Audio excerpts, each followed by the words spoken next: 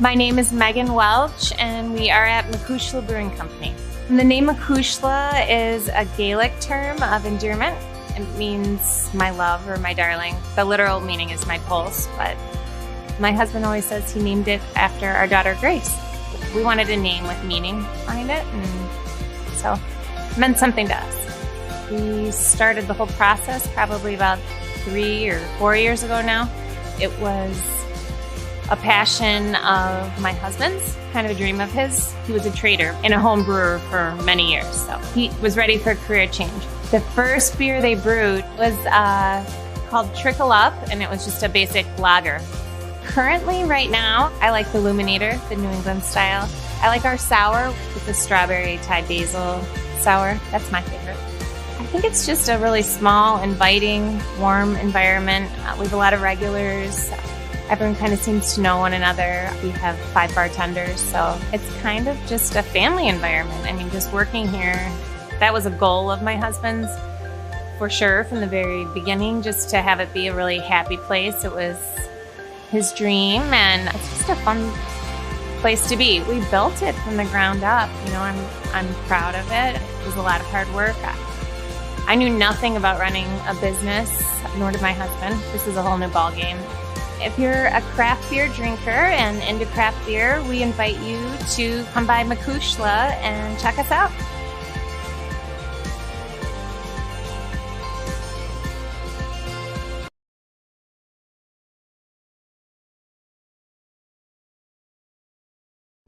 Sports Broadcast Solutions is a broadcasting network for everyone.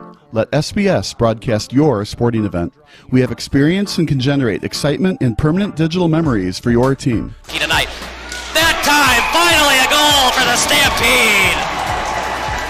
We have professional videographers using high-definition modern-day cameras, color analysts, and play-by-play announcers with state-of-the-art, classy graphical scoreboards to keep you updated.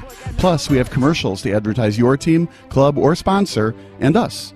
Plus, we do pregame and postgame interviews. Hi, everybody, and welcome to the postgame show brought to you by Marion Central Catholic. My name's Kyle Smith, but my name doesn't matter. These young ladies matter. It's senior night as the Hurricanes win a battle down the stretch, 48-46. Hi, I'm Carrie Kramer. I swim 50 breast, 50 free, and 100 back. Whatever your sports broadcast needs, we are at sportsbroadcastsolutions.com. Check us out and become part of the digital sporting world.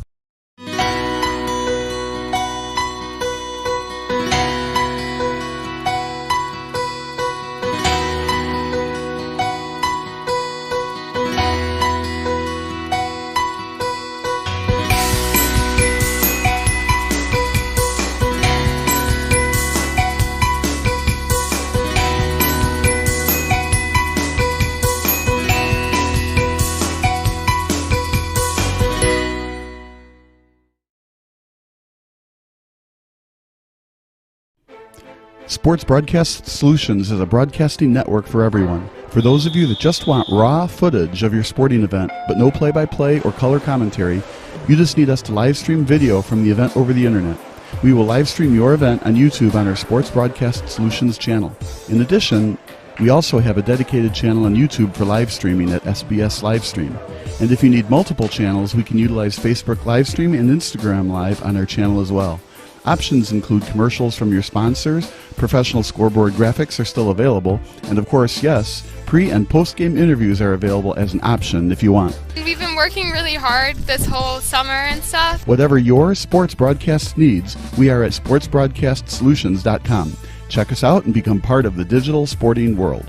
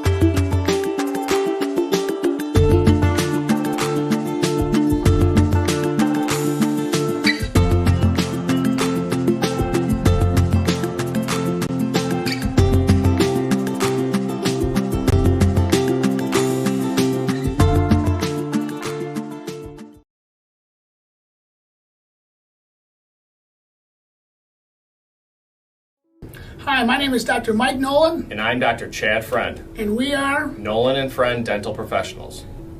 we are restorative dentists practicing in Glenview and have been providing dental services in the North Shore area for over 60 years. We are a family-based practice providing care for all ages. We care for our patients as if they were family members. Our dental care that you will find here is warm, caring, and in a pleasant environment. Our team is highly trained, and we will provide excellent customer service to you. We provide our patients with comprehensive dental care. We are able to do this by meeting with you to do a thorough evaluation using the latest technology, intraoral photos, and digital x-rays. From this visit, we can discuss your dental needs and provide you with a long-term dental treatment plan. This will include your plan for preventative care as well as any restorative and cosmetic options that you desire. Our practice provides general restorative services such as composite fillings, same-day crowns and bridges, implants, partials, and dentures. We also offer cosmetic options including teeth whitening, veneers, Invisalign, and even full smile makeovers. It is our passion to cultivate patient relationships. We welcome you to our practice. Please give us a call.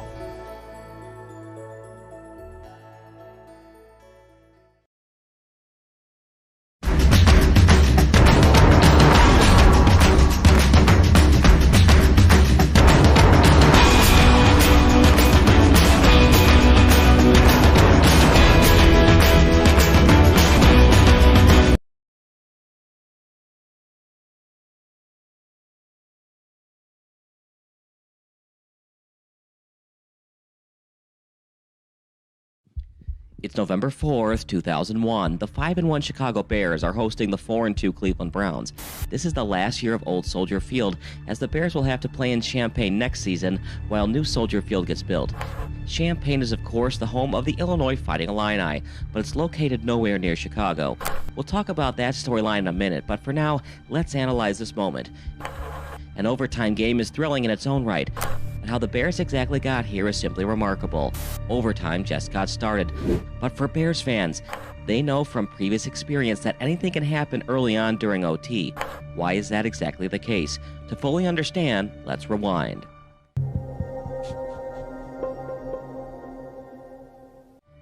The Bears entered Week 7 with a record of 5-1, but really, they should at least be 4-2. 15-point deficit halfway through the fourth quarter, with starting quarterback Jim Miller exiting the game in the second quarter with a left hip pointer.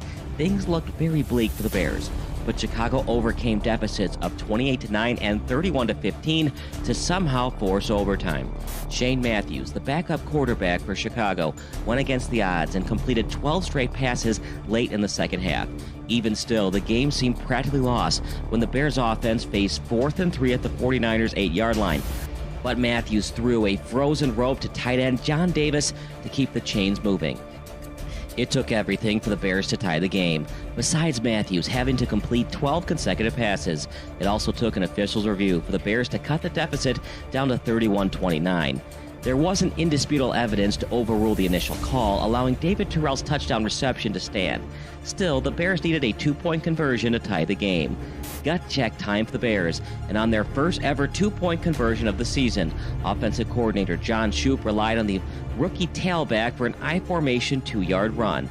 With Jeff Garcia, Garrison Hurst, and Terrell Owens all primed to make the Pro Bowl, Mariucci trusted his offense against the usually stellar Bears defense. It turned out to be the wrong move. Trusting in Owens, Garcia connected with the future Hall of Famer over the middle, but Owens choked and dropped it, going right into the hands of Mike Brown. The rookie safety caught the drop pass and ran into the end zone for a pick-6 victory. Just like that, the Bears are riding a 5-game winning streak headed into another home game against Cleveland. Remember how we said this is the last year at nostalgic Soldier Field?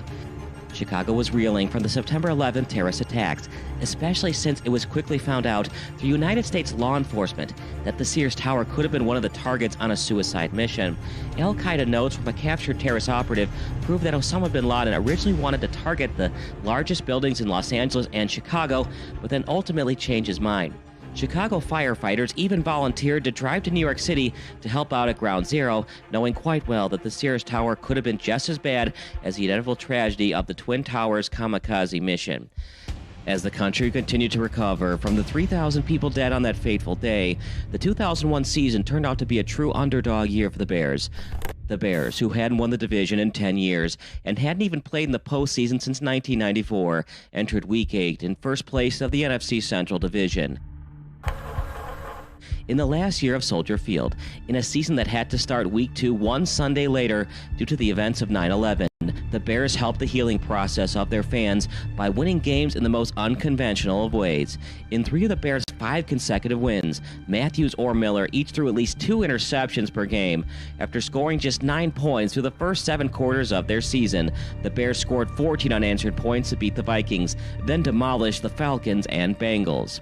For a franchise who won't even be playing in Chicago in 2002, a division championship this season is very crucial to try and lure free agents. Remember, the Bears had to settle on Champaign-Urbana to be its home next season, with Memorial Stadium having 11,000 more seat capacity than Ryan Field, the home of the Northwestern Wildcats in nearby Evanston.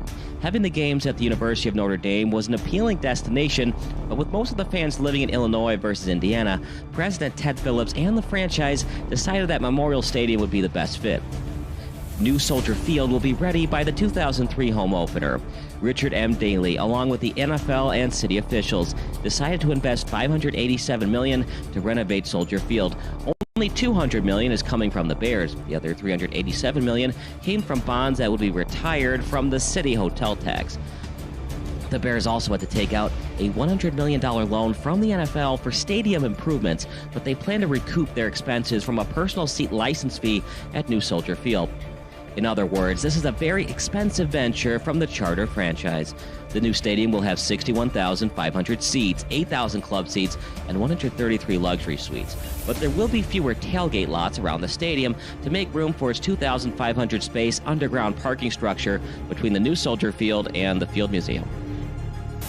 As such, it's very important for the Bears to remain relevant in 2001 so that fans will make the drive to Champaign in 2002 and will still be excited for the new stadium come 2003. And as we see on the screen, the Bears are tied with the Browns early on in overtime. But the Browns are a Cinderella story in its own right. The Browns are a new franchise, but not really. The old Cleveland Browns, who were owned by Art Modell, moved to Baltimore following the 1995 regular season. According to Modell, he had no choice but to move because Cleveland didn't have the funds to build a first-class stadium. When Modell said the move to Baltimore was official, a public referendum passed to fund the improvements to Municipal Stadium. It was too little too late, though, as Modell wanted the Cleveland Browns to become the Baltimore Ravens. Cleveland never won the Super Bowl, but in just its 5th season in Baltimore, the Ravens won the big game in dominating fashion. The Ravens had to begin operations in 1996 as an expansion franchise, but with 2 first-round picks that April, they drafted franchise staples in Jonathan Ogden and Ray Lewis. The new Browns, meanwhile, entered the NFL as a 1999 expansion franchise. In a crazier twist of fate, the first ever owner of the Browns would be Al Lerner, a close friend of Modell who had been with him when the Ravens began operations. And to make matters even worse, the Browns could have drafted Kurt Warner during the 1999 expansion draft. They didn't, and Warner went on to win the 1999 MVP and Super Bowl MVP trophies with the greatest show on turf, St. Louis Rams. But the 2001 Browns are starting to turn things around. In its 3rd year of existence, in the post-Modell era, and with the franchise keeping its records and colors of the former team, the new Browns are 4-2 and probably should have won their 5th game in regulation. The ball fell right into Mike Brown's lap one weekend ago, but not today thus far. In fact, Brown should have had a pick late in the 3rd quarter, but the ball somehow fell out of his hands and right into the breadbasket of Kevin Johnson. Incredibly, the should-be interception became a long touchdown pass to make it 21-7 Browns. That touchdown pass became the last score for the next 14 minutes of game action. The Bears scored what looked to be a garbage touchdown with under a minute to go in the 4th quarter. Shane Matthews was everything you would expect from a backup quarterback. Matthews has thrown 50 passes thus far, only completed 30 of them, got strip-sacked, and threw 3 picks. His fumble inevitably was scooped up by Courtney Brown for the scoop and score on the first drive of the game. The Bears haven't led all game long, and if they win in overtime, their first lead will be the last lead of the game en route to a Bears win. And for the Bears to even have the opportunity for a pick-6 overtime win, it's something that a novelist would write. Remember that so-called garbage touchdown pass that Marty Booker caught? Well, that touchdown reception shouldn't have mattered. With less than 3 timeouts remaining and past the 2-minute warning, Chicago had to recover an onside kick just to preserve the game.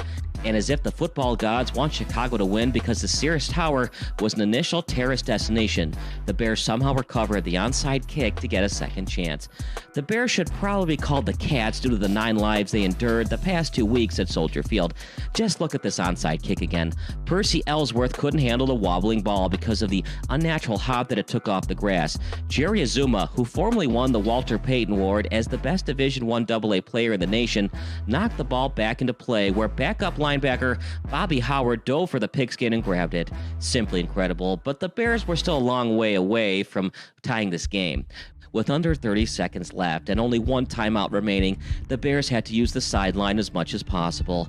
2 dump-off passes by Matthews kept the Bears 34 yards away from the end zone, and head coach Dick Duran had to call the team's final timeout after James Allen got wrapped up into the field of play. Knowing quite well that this would be the last play of regulation, Matthews took his time in the pocket. Then he stepped into his throw and delivered a Hail Mary heave. What do you do when it comes to a Hail Mary? Knock it straight down, of course. But rookie David Terrell might have knocked it towards his teammates or Ellsworth, and running back James Allen made an acrobatic catch right on top of Marty Booker for the potential game-changing TD catch. Paul Edinger knocked home the game-tying point after touchdown to tie the score. It's just incredible that the Bears are in this spot. Des White has overcome 2 bobbled passes to keep his feet in bounds, and the Bears only had a 3% chance of winning the game prior to the memorable onside kick recovery. What a change of events. But unfortunately for Browns fans, they've seen this type of choke job before. From the drive to the fumble, and from Red Right 88 to not drafting Kurt Warner, this fan base has seen it all in terms of disappointments. Just whenever the Browns seem to have things wrapped up, John Elway miraculously drives down the length of the field, 98 yards to be exact, for the game-tying score. Just when the Browns seem to be moving on to the next round of the playoffs, their fans saw Brian Sipe throw a pick in the end zone. And when Ernest Biner was a couple of yards away from tying the AFC Championship game, he fumbled inside the 5-yard line. It's deja vu all over again for the Dog Pound Nation. Or perhaps maybe not. Even though the Bears won the coin flip, the Browns defense did what they did most of the game and held the Chicago offense to a 3-and-out. It's now up to former #1 overall pick Tim Couch to get it done for the Browns. Remember, the Browns selected Couch over Donovan McNabb in 1999. So far, McNabb looks like the better quarterback, but the Browns are 1 drive away from moving to 5-2 on the season. As such, it's starting to look apparent why Cleveland selected the former Kentucky Wildcat first overall. Granted, McNabb was put in a much better situation in Philadelphia than Couch in Cleveland. It takes a couple or even several years for an expansion franchise to compete, so the Browns might be ahead of schedule with a chance to go 5-2 headed into Week 9. Couch has looked like a first-round pick today, and his most recent completion, a 16-yarder to Kevin Johnson, was anything but mediocre. But the Browns' defense has still looked great today, as evidenced by Roosevelt Colvin's sack immediately following the Couch to Johnson connection. Can the offense and Couch recover from this recent adversity and lead the offense from a 2nd and 15 start? Or will the Bears, who haven't been to the playoffs in 7 years, win an OT for the 2nd consecutive week? The Bears are somehow finding ways to win games with journeyman quarterbacks in Miller and Matthews. Incredibly, the Bears also could have had Warner as their signal caller. Michael McCaskey and Bears ownership called Warner's agent, but Warner had to keep canceling the mandatory tryout/workout due to his upcoming wedding and subsequent honeymoon. And during his honeymoon, Warner's elbow ballooned to the size of a grapefruit when he got bit by a spider or centipede, disallowing him from throwing the football for a couple of weeks. In fact, Warner doesn't know if it was a centipede or a spider. Call it questioning Warner's toughness or being extremely frustrated with Warner consistently postponing the workout, but the Bears didn't call Warner following his unfortunate honeymoon bug bite. The rest of the story's history. Warner won the MVP and Super Bowl MVP awards in 1999, and in 2000, the Rams' offense looked like the best one of all time before Warner had to miss significant time due to a broken middle finger on his throwing hand.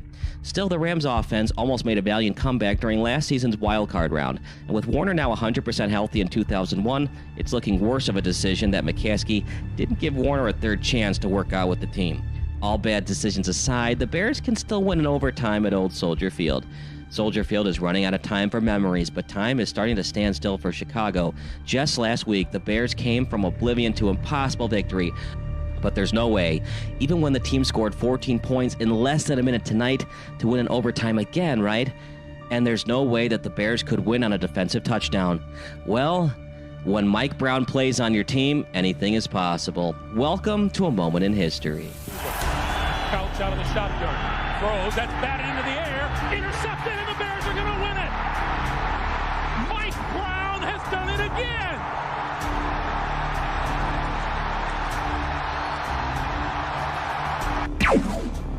Thanks for watching this version of Rewinder. Make sure to comment below and subscribe to SBS. And if you're wondering, the Bears went on to win the division, the Browns went on a collapse and ended up missing the 2001 postseason. What if, America? What if you could inspire an entire country from just one community? Change the way they think about themselves. Stop them from being the world's punchline. You can. By helping them remember who they are and what brought them here. Their determination, their heart, their hunger to be more. And it all starts with a first step. A first push, a first workout. Training ourselves every day to wake up with the belief that we can be better than we were the day before. Training to lead and never follow. Training to help the person next to you improve. Training together to be fitter, healthier, and happier. Training for our families. For our country. Training America. Our mission is to take back what it means to be American through inspirational training and fitness. We are the leaders of the free world because we fucking made it that way. We are a group of passionate and diverse patriots working together to inspire America and the world through superior physical and mental fitness.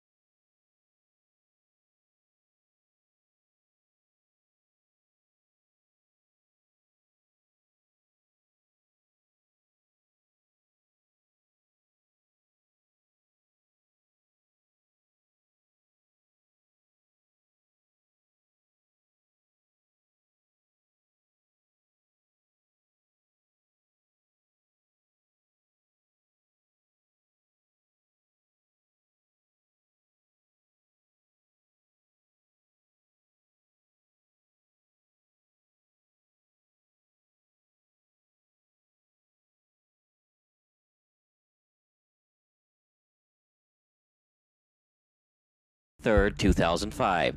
The Chicago White Sox are hosting Game 2 of the World Series against the Houston Astros. Tied 6-6 in the bottom of the 9th inning. Leadoff hitter Scott Podsednik is at the plate, and while Podsednik went to the All-Star game earlier this season, Sox manager Ozzie Guillen is definitely not anticipating a walk-off home run finish to this particular ballgame. The Sox lead 1-0 in the series, but a potential 2-0 series edge, or the game potentially going into extra innings, is just a taste of the drama both teams have experienced lately. This is just the second World Series game in Astros franchise history, and for the White Sox, last night's Game 1 win was the ball club's first World Series victory since Game 5 of the 1959 Fall Classic. Houston, meanwhile, is still looking for its first ever World Series win. Therefore, a lot is riding on this 2-1 pitch, so let's rewind. Scott Podsednik, sometimes known simply as Scotty Pods by fans of the Southsiders, is starting to become a fan favorite. The White Sox had a formidable lineup of Carlos Lee, Bagley Ordonez, Paul Konerko, and Frank Thomas going into the 2005 offseason, but after finishing in second place to those pesky Minnesota Twins in 3 consecutive seasons, general manager Ken Williams pulled off one of the biggest blockbuster trades in Chi Sox history by dumping Lee's contract to the Milwaukee Brewers and acquiring the speedster in Podsednik. Just like that, Williams dumped a 30-homer, 100 RBI guy for the relatively unknown commodity in Podsednik. The theory was Podsednik would help bring a new dimension of speed and small ball mentality to the Sox. Williams wanted to change the direction of the franchise with a speedy and up-and-coming ball player who could frustrate opposing pitching staffs on the base pass, similar to what the Twins were doing with Lou Ford, Torrey Hunter, Luis Rivas, and Christian Guzman. And Williams' bold trade turned out to be a great one. The first half of the season saw Podsednik steal 4 bases in a game on 2 different occasions, with Scotty Pods making the All-Star team as the final vote candidate. His batting average hovered around 300, and he stole 59 bases for the Sox. The trade was still good for Milwaukee, as Lee finished with a career-high 32 home runs and 114 RBI. But the Brewers missed the playoffs in 2005, while the Palehosers won just their 4th division title since playoff reformatting went into effect during the late 60s. Williams actually changed the entire White Sox lineup. Frank Thomas was out most of the 2005 regular season and postseason due to a bone fracture. Ordonez signed with the Tigers during the 05 offseason. Jermaine Dye became the everyday right fielder, and Williams brought in 30-year-old Japanese rookie Tadahito Iguchi become the everyday second baseman and 2-hole hitter. Iguchi became a key cog in the Sox lineup, with his 3-run homer in Game 2 of the ALDS against the Boston Red Sox being the climax of a very impressive 3-game sweep at the hands of the defending champions. Everything was different about this White Sox team. The mantra became win or die trying, as White Sox small ball, or Aussie ball, as was sometimes referred to in the Chicago Sun-Times and Chicago Tribune, became the team's identity.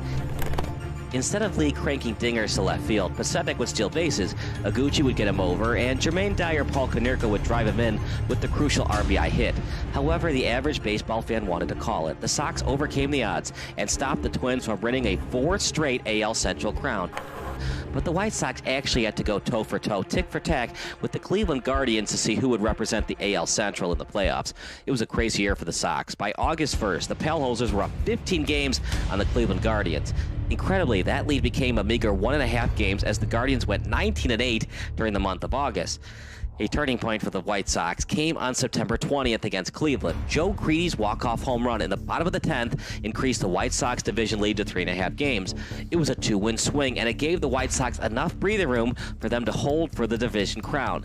Even more interesting, Cleveland missed out on the postseason entirely after its amazing run. The Guardians/Indians lost 6 of their last 7 games, allowing the Red Sox to sneak in as the wild card representative. It was a tough pill to swallow for Indians fans, as this team went from a 48-47 record to almost upending the Sox for the division pennant. Instead, the Indians missed out on the playoffs for yet another year, their 4th straight season without a playoff appearance. The White Sox cruised past the aforementioned Red Sox, but the ALCS was a slightly different story. The Los Angeles Angels of Anaheim won Game 1 in Chicago, with Podsednik and catcher A.J. Pierzynski getting caught on stolen base attempts. Game 2 was a game to remember, as it was just a 1-1 tie with 2 outs in the bottom of the 9th. With 2 strikes on it, Pierzynski swung at a splitter out of the strike zone. The White Sox starting catcher thought the ball hit the dirt, and without instant replay in effect, home plate umpire Doug Eddings awarded first base to Pierzynski via the drop third strike. It honestly looked like a bad call by Eddings on replay, as Angel catcher Josh Paul clearly seemed to have caught the ball. It was new life for the Sox, and they wouldn't relinquish the opportunity. Pablo Ozuna pinch ran for Brzezinski. Greedy had a walk-off double, and the Sox dominated the Angels in Anaheim by each of their 3 starting pitchers, John Garland, Freddie Garcia, and Jose Contreras, all throwing complete games. The White Sox won all 3 games in Anaheim to enter the Fall Classic in more than 4 decades. It all started with a controversial drop third strike allowance by Eddings. If not for the drop third strike, the Angels could have won in extra innings and been up 2-0. Oh, the days of no instant replay. Some nicknamed the White Sox the curse of the Black Sox, as the Sox have only played in 1 World Series since the infamous Black Sox gambling scandal. That is, until 2005 began. And to put salt in an open wound, Chicago's defeats in the 1983 and 1993 ALCS were to the eventual World Series winners in the Baltimore Orioles and Toronto Blue Jays. But times might be changing as the White Sox eliminated their curse of the Bambino by winning the Fall Classic just last season. The White Sox are now up 1-0 with a golden chance to win its first World Series since 1917. In fact, the Sox have not won more than 2 World Series games since 1919. But the Astros are also a Cinderella story. Since joining Major League Baseball as the Houston Colt 45s, the Astros entered the 2005 season without a single World Series appearance. Prior to 2005, the Astros were basically major choke artists come October. In 1980, the Philadelphia Phillies won the Fall Classic, but it could have easily been Houston. Back then, the NLCS was only best of 5, and Houston led 5-2 of Game 5, entering the top of the 5th at the old Astrodome. Philly scored 5 runs in the top of the 7th. The Astros would tie the score at 7 with a late 2-out rally, but Gary Maddox's go-ahead RBI double in the top of the 10th became the game winner, as Houston couldn't mount another comeback after going down 1-2-3 in the bottom half of the inning. It was heartbreaking for the Stros, as they had Nolan Ryan on the mound in this do-or-die Game 5, but Ryan gave up 6 earned runs through his 7 innings of work. Philadelphia went on to win the 1980 World Series, a team which Houston had on the ropes during the National League Championship Series. Because of the 1981 player strike, there was a division series in the postseason. Houston won the second half of the year, so they got to face off against Los Angeles. The Astros won the first 2 games of the NLDS, but the 2-3 format allowed LA to host all 3 elimination games, and the Dodgers won a perfect 3-for-3 at Dodger Stadium. The Astros went ice cold to plate, as the Stros scored a mere 2 runs during all 3 games. And if you can believe it, the Dodgers went on to win the 1981 World Series. The 1986 NLCS was just as bad, if not more gut-wrenching for the Astros faithful. Mike Scott, the ace of the Astros pitching staff, was the NLCS MVP despite his team's losing effort. Dave Smith was anything but automatic as the Astros closer.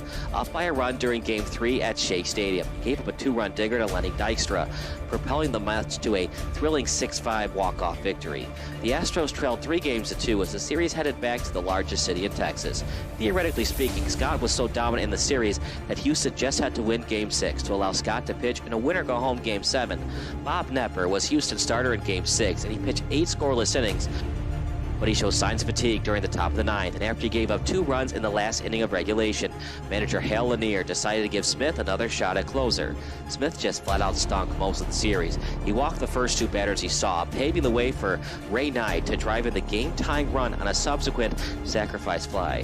It was a crushing collapse, as the Astros were 2 outs away from forcing Game 7 with Scott on the mound. The same Mike Scott who had an ERA of .5 and walked just 1 batter during his combined starts in Games 1 and 4. The Astros fought hard the rest of the game. After the Mets scored a run on the top of the 14th, Billy Hatcher kept his team's season alive with a game-tying homer off the left field foul pole. But it wasn't meant to be for Houston, as the Astros gave up 3 runs in the top of the 16th. The Astros scored twice in the bottom half of the inning, but bullpen arm Jesse Orasco eliminated the extra inning rally by striking out Kevin Boss with a runner on second. After all that hard work, the Astros season ended in an MLB playoff high 16 innings. For the 3rd straight time, the team who defeated the Astros in the playoffs went on to win the World Series as the Mets defeated the Red Sox during the '86 Fall Classic. From 1987 until 2003, the Astros never got any closer to a World Series appearance, and the Astros almost relocated to Virginia as former owner Drayton McClain seriously considered selling the team to William Collins. The Astros played in Houston after Collins couldn't get a stadium in place, and Houston voters responded positively to a stadium referendum to avoid losing the Astros just like they lost the Oilers. The Astros saw a resurgence in the late 90s and early 2000s, but the Atlanta Braves became Houston's kryptonite as the Braves defeated the Astros 3 times during the National League Division Series, 1997, 1999, and 2001.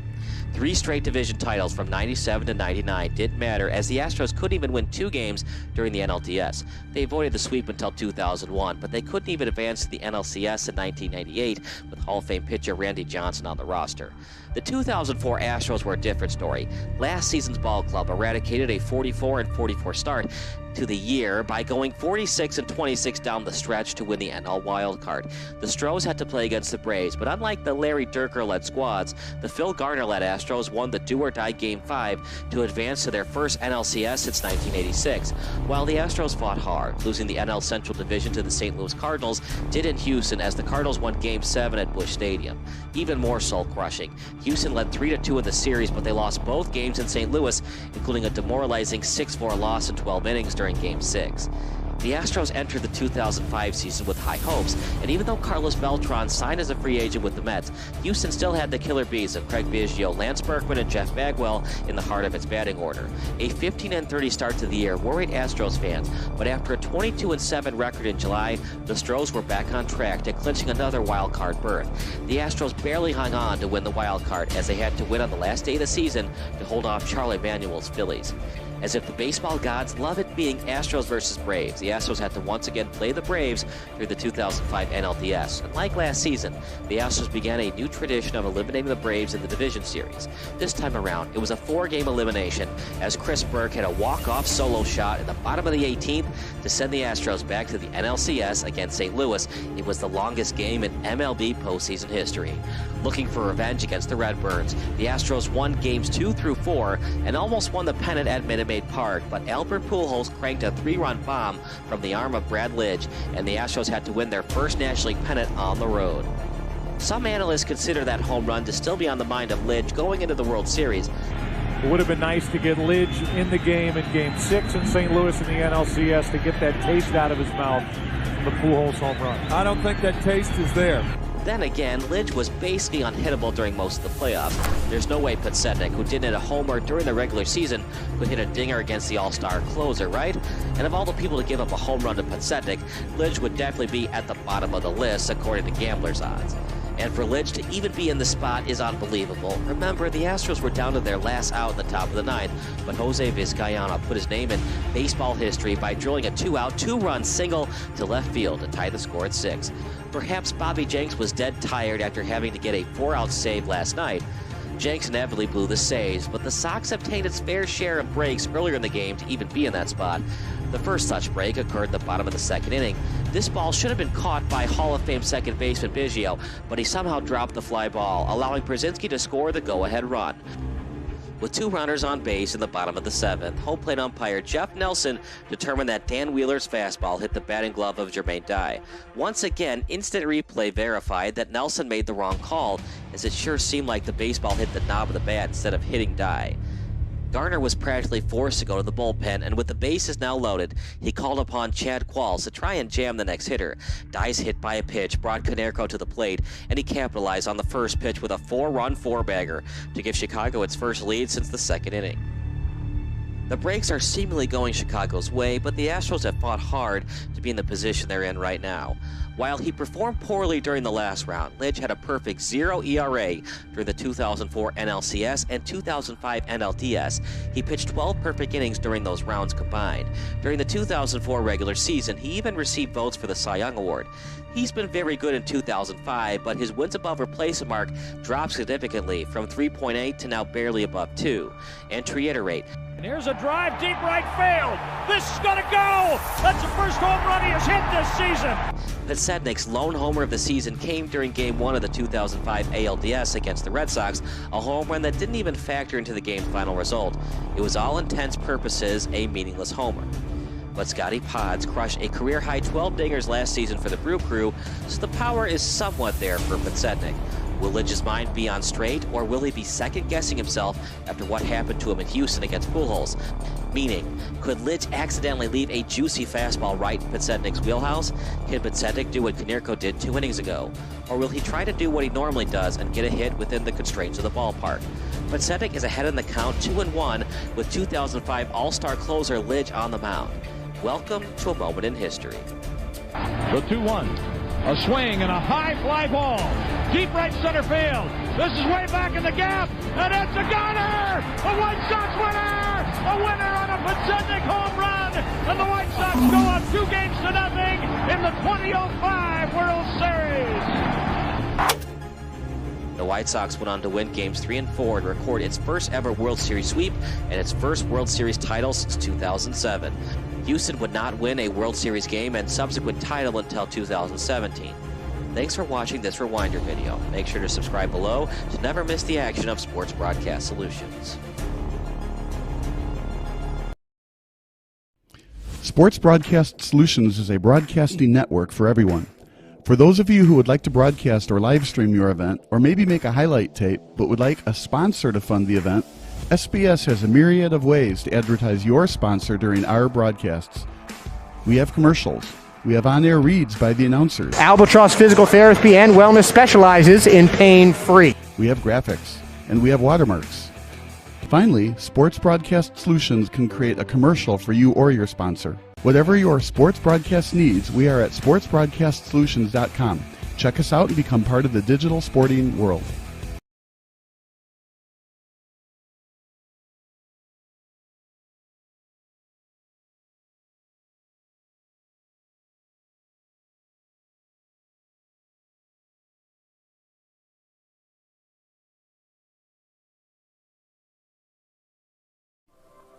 Hey, this is Sarah Greenfalk here of Psych Edge. Do you want to learn how to improve your performance, improve your confidence, improve your resilience? Coming this fall, Psych Edge is releasing 5 workshop classes that will give you the skills to accomplish your goals with increased confidence and resilience. This is your opportunity to learn all the main psychological pieces of mental training in one place, plus the process I've developed to build these skills. Go to my website, psychedge.club, and sign up for my monthly blog emails, which will include the updates on the class release.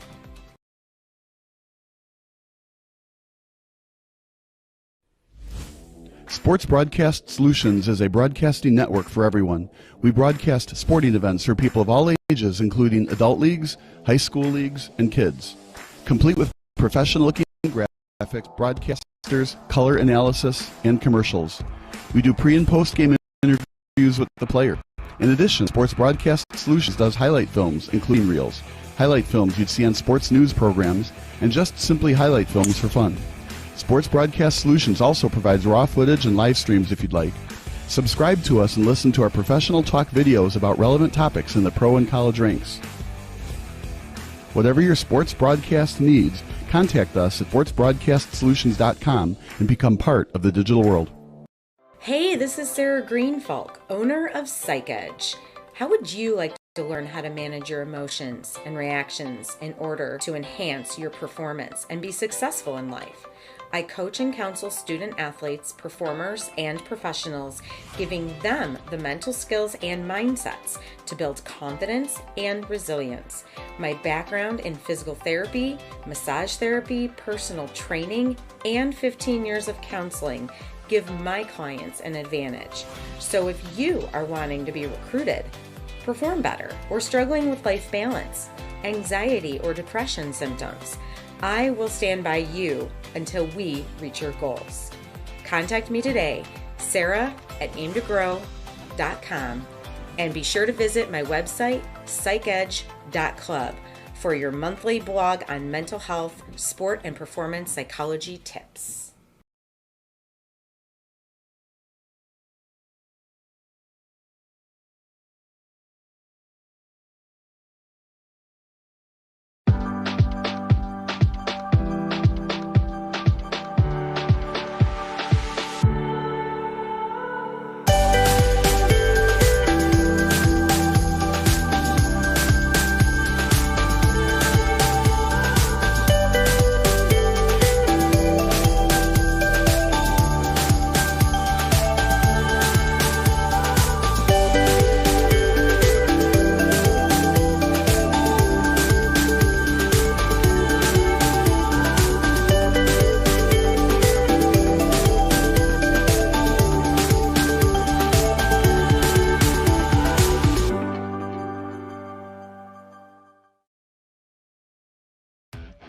Made from an athlete's mind for all sports minds. Level Up Branding is a unique sports marketing and branding agency, offering athlete management, brand management, and so much more. We are powered by experience, currently serving athletes in the WNBA, MLR, NFL, and college sports. We are looking to take on more clients because everyone deserves a shot at their dream. Our goal is to help others by inspiring one person at a time. Level Up Branding was founded by Lauren, who was and still is an athlete. She understands the importance of being a well-rounded and built individual. It takes an athlete to know an athlete. We are built different. There is so much more to an athlete than what is seen on the field or the court. We make it a priority to understand our athletes. We want to know and understand our clients' values, motives, passions, and future goals. At Level Up Branding, we believe in helping others succeed. We believe in giving back. We believe in family. You are more than an athlete. Level Up Branding was founded based on the sheer passion of sports, community involvement, and the sense of belonging to a community. We were created from an athlete's innovative mindset and experience, and here to offer our services to like-minded athletes. It's June 9th, 2010. Game 6 of the Stanley Cup Final is taking place between the Chicago Blackhawks and the Philadelphia Flyers. The final result will be an overtime win in Philadelphia. If the Flyers end up victorious, they'll still have to win a Game 7 in Chicago. It's a 3-3 tie in the first overtime, meaning this has been a moderate offensive explosion with some decent defense and goaltending squeeze in between this hockey contest. This is a huge game for Blackhawks fans, as their favorite hockey team has been a laughingstock in the Western Conference for most of the previous decade. For the Flyers, they're looking to bring back Stanley Cup glory to the city of brotherly love for the first time since the 1970s. To truly understand the importance of what happens next, we need to hit that left button on the VCR. In other words, we need to rewind.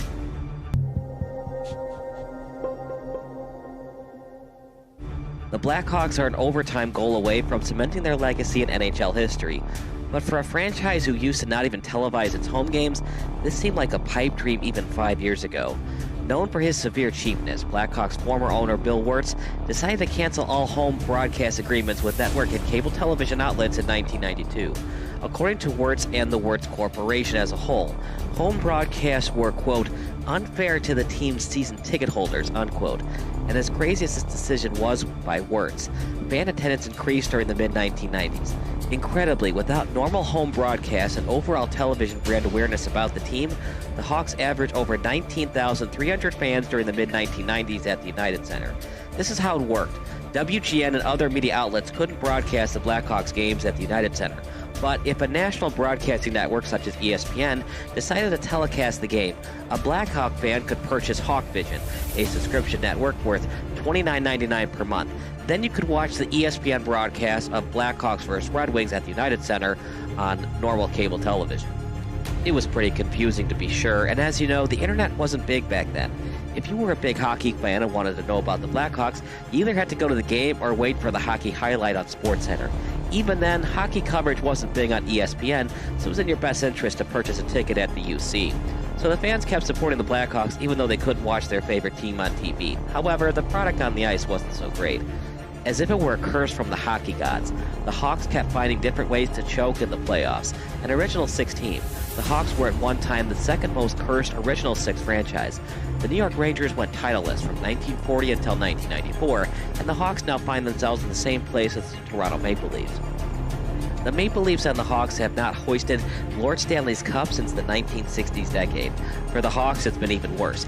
They haven't won it all since 1961, and before that, Chicago went 23 years without hoisting the Cup. The Maple Leafs have been a borderline disaster since 1967, but at least the Leafs were a dynasty in the 60s. The Hawks were lucky to even win the 1961 Stanley Cup. So yeah, the Hawks have pretty much been mediocre or worse since 1961. However, there were moments when the franchise seemed destined for championship glory. The worst moment for Chicago hockey fans was the 1971 Stanley Cup Final against the hated Montreal Canadiens. Without air conditioning at Old Chicago Stadium, the Hawks were the home team during Game 7 of the Finals against the Canadiens. Jumping out to an early 2-0 lead, legendary netminder Tony Esposito couldn't stop Jacques Lamar's 60-foot-away snapshot, giving the Canadians their first goal of the contest. Chicago Tribune writer Bob Verdi said there was a humid haze hung over the ice, but Esposito refused to blame the rink's lack of air conditioning on the soft goal he gave up. He had a point, since Lamar's shot was nearly from the center line. The Canadians never looked back and scored twice more to upset the Hawks and win 3-2 on Chicago's home ice. Since then, the Hawks have never been closer to winning the Cup as they were that day in 1971. That is, until tonight anyway. As painful as it was in 1971, Hawks fans who were still alive in 1992 had to be devastated at what happened next to Ed Belfour and Dominik Hasek. Incredibly, Eddie the Eagle Belfour and Dominik the Dominator Hasek were both on the Blackhawks at the same time. Two future Hall of Fame goalies were both on the Hawks, and yet the franchise still couldn't win a Stanley Cup with either netminder. Belfour was the starter during the brief Belfour-Hasek years. The Hawks made the 1992 Stanley Cup championship round with Belfour and Hasek both on the roster. It was also a Chicago team with Chris Chelios leading the defenseman, and forward Jeremy Roenick was on this Hawks team as well. Led by captain Dirk Graham, the Hawks went on a very impressive winning streak in the playoffs. After falling to a 2-1 series deficit to the St. Louis Blues, the Hawks won their next 3 games against the Blues, as well as back-to-back series sweeps against the Detroit Red Wings and the Edmonton Oilers. Just like that, 11 consecutive victories saw the Blackhawks 4 wins away from ending up as the last team standing. The only team in their proverbial way, the NHL's version of the Super Mario Brothers, otherwise known as Mario Lemieux and Jaromir Jagr. The Pittsburgh Penguins were the defending Cup champions, and after narrowly beating the Washington Capitals in Game 7 during Round 1, the Pens found their way in the finals thanks to winning 8 of their last 10 games. Hasek was probably Chicago's better goalie entering the playoffs, as the Dominator earned all rookie honors and went 10-4-1 during his 15 starts between the pipes. Between a contract holdout from Belfour and Crazy Eddie missing games this season due to personal reasons, Hasek was turning into a fan favorite, while Belfour was the more controversial choice in net. However, head coach and general manager Mike Keenan stuck with Belfour throughout the playoffs. He turned out to be the best goaltender in the postseason, not named Tom Barrasso. The problem is Barrasso plays for Pittsburgh, so it was up to Roenick and company to find consistent offense against the Eastern Conference's best goalie. It looked like the Hawks had the Pens right where they wanted them when they took a 4-1 lead during Game 1. But the hockey gods haven't liked Chicago since 1961. Whenever the Hawks can blow a postseason lead during crunch time, they like to do it. The Pens scored 4 unanswered goals on their home ice, including the game winner with just 13 seconds left in OT. A crushing 5-4 loss for the Hawks, and they never rebounded from it. It was a sweep for the Pens as the Penguins celebrated their championship victory at Chicago Stadium. Hasek even showed during the series that he still had some raw rookie moments, but Belfour clearly wasn't himself. Hasek subbed in for Belfour in Game 4 after Eddie the Eagle gave up 2 goals on just 4 shots on goal. Keenan had a tough decision to make between keeping Hasek and Belfour, but with Belfour 1 year removed from winning the Vezina and Williams M. Jennings trophies for best goalie, Keenan had no choice but to allow Hasek to become expendable. The Sabres then cashed in on the young goalie's athleticism by fleecing the Hawks with a terrible trade request.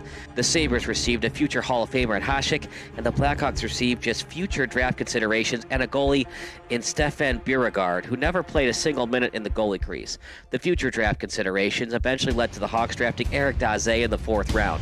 Daze became an all-star left winger, but serious back and herniated disc issues saw the team's promising winger limited to just 74 games in 3 seasons after his all-star game appearance in 2002. He retired after playing just 1 game in 2005.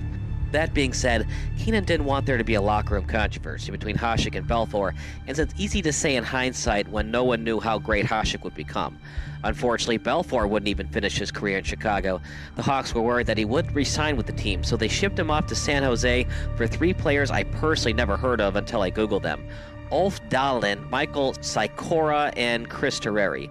Terreri was put in the very tough position of trying to fill Belfour's shoes in net, and he never got close to reaching Belfour's milestone achievements.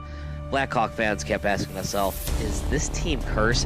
The 1999 Stanley Cup Final pitted Belfour against Hasek as the Dallas Stars took on the Buffalo Sabres.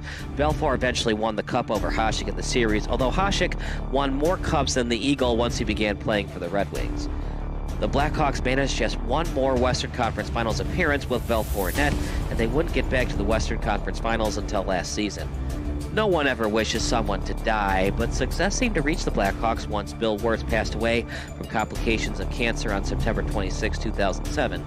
His son, Rocky Wirtz, took over the team, and during their first season with Rocky as the CEO, the Hawks finished above 500 for the first time in 6 years. With John McDonough as the president and Joel Quenneville as the head coach, the Hawks made it back to the playoffs and finished in the Final Four. The Red Wings once again got in their way and easily took care of the Hawks 4-1 during the 2009 Western Conference Finals. Entering the 2009-10 season, the Hawks decided they need a veteran forward who could score goals and match up against their biggest rival, the Detroit Red Wings. Marian Hossa signed with the Blackhawks, giving the Hawks a formidable 1-2-3 punch on line 1 on Patrick Kane, Jonathan Taves, Marian Hossa. That is, if they ever needed to use all three guys on the power play. The Hawks were a tough team to beat in 2010, and they finished just 1 point shy of the Western Conference leading Sharks, but the Hawks were the better team in the Western Conference Finals and swept the Sharks to make it to the Stanley Cup Final. Their opponent was an unlikely one, the Philadelphia Flyers. Entering the playoffs as a 7th seed, the Flyers had little title aspirations, but after the top-seeded Capitals were stunned in round 1 to the 8th-seeded Canadiens, there was new hope in Philly. The Flyers looked dead in the water when they trailed 3-0 in the Eastern Conference semifinals, but Simon Gagne returned for Game 4, and they definitely needed him as Gagne scored in overtime to force a Game 5. Brian Boucher was excellent as the Flyers starting goalie during Game 5, but he had to leave the game early due to knee injuries. As such, Michael Layton finished off Game 5 as the Flyers' new goalie and preserved the 4-0 shutout. Layton then got the start in Game 6 as expected, and he made the most of his opportunity by being perfect through 59 minutes until the Boston Bruins scored late. It was still a 2-1 win for the Flyers, and wouldn't you know it, the Flyers had a chance to win Game 7 and come back from an insurmountable 3-0 deficit. The Bruins actually led 3-0 in Game 7 at the TD Garden in Boston, but they simply couldn't avoid a significantly embarrassing collapse. James Van Riemsdyk, who didn't score a single goal in the playoffs prior to tonight, netted a very important goal late in the first period to give his teammates new life and ending the shutout attempt. The Flyers then scored 3 more unanswered goals to win a surprising 4-3 Game 7 over the Bruins, becoming just the 3rd team in NHL history to come back from a 3-0 series deficit. In fact, this had only been done once in any other American professional sport besides hockey. The Boston Red Sox defeated the New York Yankees 4-3 during the 2004 American League Championship Series. And now the Flyers are back in the Stanley Cup Final for the first time since 1997, looking for their first championship since 1975. The 1997 Stanley Cup Final was very interesting since it pitted the Flyers against the Red Wings, with both teams being in the Eastern Time Zone. The Flyers got swept in that series, with fans questioning if the franchise made the right decision all those years ago when they traded for former #1 overall draft pick Eric Lindros. Lindros scored just once in that series against the Red Wings, and it cost the Flyers a lot just to acquire him. They sent the Quebec Nordiques 6 players, 2 first-round picks, and $15 million in cash for only Lindros. The Nordiques eventually moved to Colorado, with the future Hall of Famer in Forsberg helping the Colorado Avalanche win 2 Stanley Cup titles. What did Lindros contribute? Just 1 goal in his lone Stanley Cup final, and his constant bad luck of suffering concussions, he suffered 4 during his career in Philly, inevitably led to him being traded to the New York Rangers. The Lindros trade was a huge gamble for the Flyers, and it cost them much-needed role players they probably could have used during their playoff runs in the late 90s and early 2000s. However, the Flyers probably wouldn't have made it to the finals without Lindros in the lineup, so there's a lot of give and take when debating if Philly should have traded for the future Hall of Famer. In a weird twist of fate, the Rangers tried to trade for Lindros, which would have included goalie Mike Richter. Richter was huge down the stretch for the Rangers during the 1994 Stanley Cup Final, which they won, so Rangers fans are probably very happy with the trade with Philly that was finalized prior to the Rangers calling up the Nordiques. But the Flyers are finally back in the Stanley Cup Final, in large part due to the Flyers getting defenseman Chris Pronger in another blockbuster deal with Anaheim. It cost Philly 2 players and 2 first-round picks. History tells us that the Flyers love sacrificing the future for winning now, but this time around, it has paid its dividends in a big way. Pronger's 14 playoffs assists have allowed the Flyers to be 1 goal away from forcing a Game 7 in Chicago, their closest to a title in 35 years. The trade for Pronger was definitely an immediate success. Layton's 3 shutouts in the Eastern Conference Finals prove that he deserves to be in the league, but is he a franchise goalie? Not so much. One of the reasons that the Blackhawks are a goal away from the title is Layton can't recreate his magic from the previous round. In fact, Boucher relieved him in Game 2 and Game 5 due to erratic play, but head coach Peter Laviolette decided to stick with Layton in this pivotal Game 6.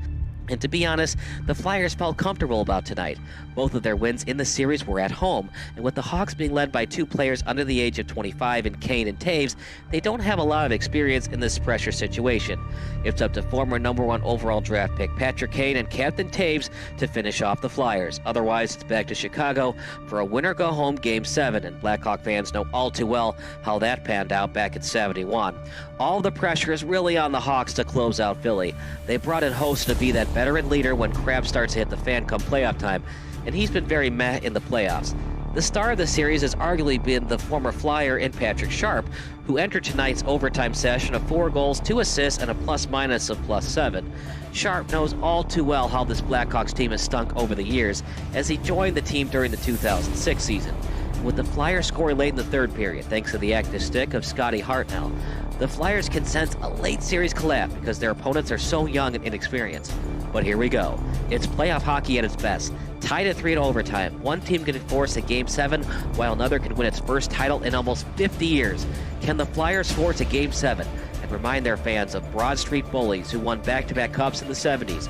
Or will the Blackhawks finally appease the hockey gods and give their fans a much-deserved championship? It's golden goal format, and Patrick Kane has the puck deep in the Flyers' end. Welcome to a moment in history.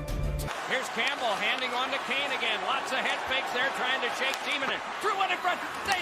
Oh my, it rattled around and it kicked on back and it scored. We saw no light, we saw no signal, and we're not sure if they've set a signal of a goal yet, but they are celebrating at the other end of the ice. What chaos. Thanks for watching our NHL version of Rewinder. Make sure to comment below and subscribe to Sports Broadcast Solutions.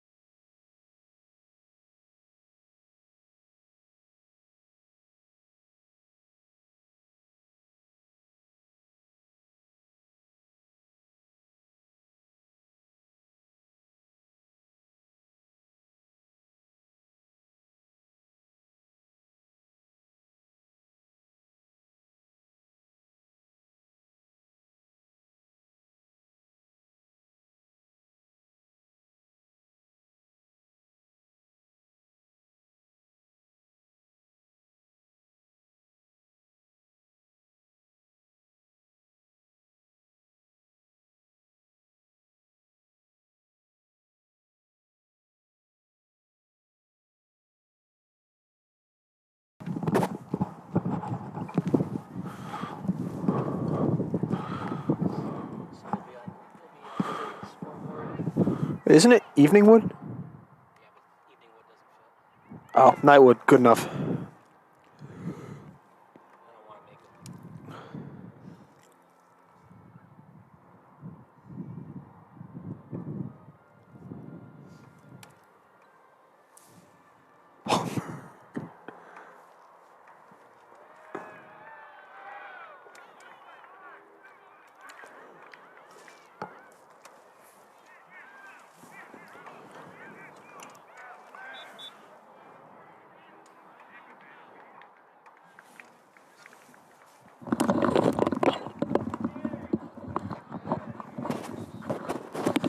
Good evening, everybody, and welcome to Sports Broadcast Solutions, a broadcasting network for everyone. I'm Kyle Smith, alongside my partner in crime and friend, Ryan Zimmerman for another edition of SBS. Tonight, Ryan, it's the LVOG. That stands for the League of Very Ordinary Gentlemen. It's adult softball, slow pitch, of course.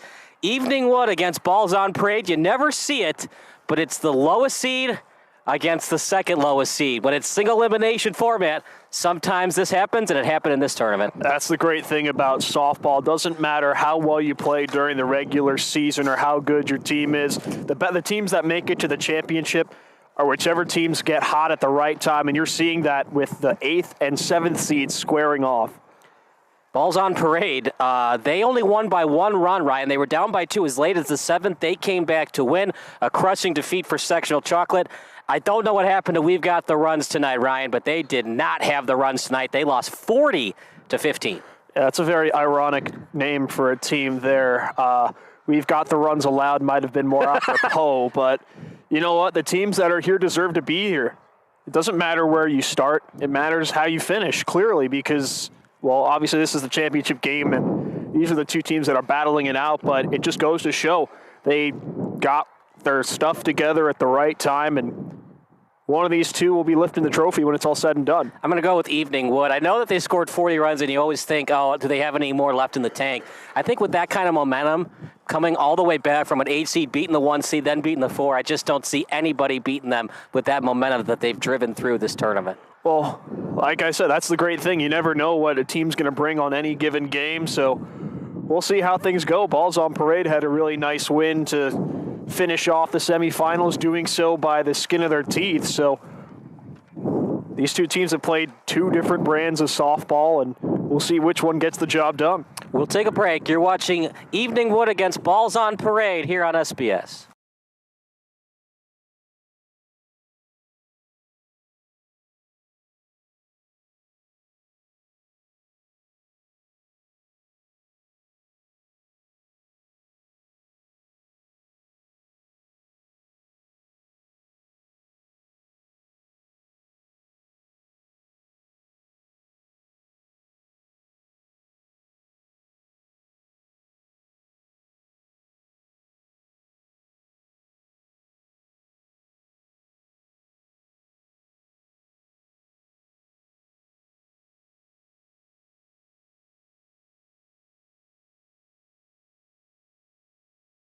This is Sports Broadcast Solutions, a broadcasting network for everyone. Check us out at sportsbroadcastsolutions.com and become part of the digital sporting world.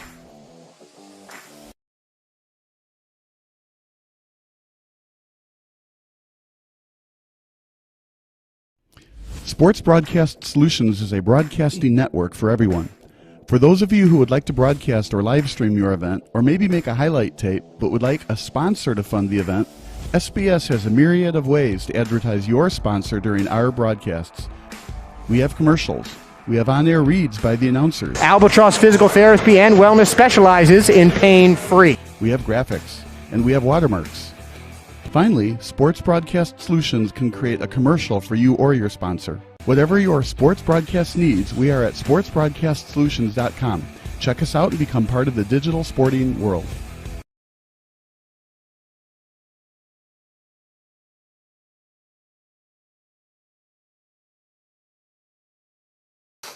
Back to the action at beautiful Community Park West. It's Evening Wood against Balls on Parade. Balls on Parade, the home team, of course, as it shows on your screen, as they're below. Evening Wood couldn't fit the Evening Wood, so we put Nightwood. If you want to know what those team names mean, just text us. We'll let you know after the game. But, yeah. It's what's fun about adult league softball, Ryan. You don't have to be called the Tigers or the Cubs or the White Sox. You can get as creative as you want. Yeah, and you can just come up with the most ridiculous names you want, and nobody's going to care. In fact, the more outlandish, the better. These guys are here because they want to have fun, and that's part of it. You don't have to take it super seriously. Well, there was some trash talk on social media coming into this game from all 4 teams, but both of the higher seeds lost. So it's 7 versus 8. Nobody expected this coming into the tournament. It is not that cold, actually. You got to bundle up, but the wind is not there. So that might not be a factor tonight, partner. The wind is blowing out a little bit to center field. Are we going to see some home runs in this game? Oh, it was a lot worse during the semifinals, and it seemed like every other pitch someone was hitting one over. I mean, with these guys, these are really athletic guys, comparatively speaking. So you could definitely see some home runs. And, this being the championship game, everyone's going to want to say they hit a home run in the championship game. So at the very least, we're going to see some guys swinging for the fences. The lineups are brought to you by Sports Broadcast Solutions, a broadcasting network for everyone. For the home team, you've got Josh Weinberg leading off. Bo White batting second. Chris Saddens batting third. Chris Farrington in the cleanup spot. Nick Savage batting fifth. Sixth is Brad Niedermeyer. Seventh, Chris Langager.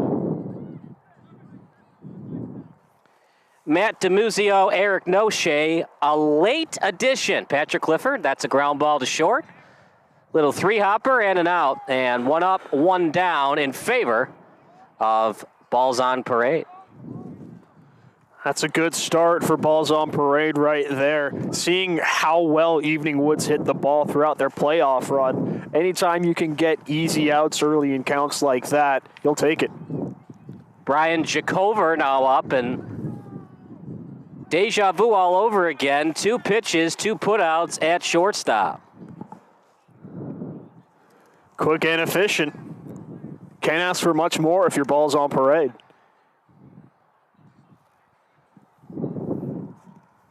Remember, it's got to go at least 6 feet. Just missed for a ball.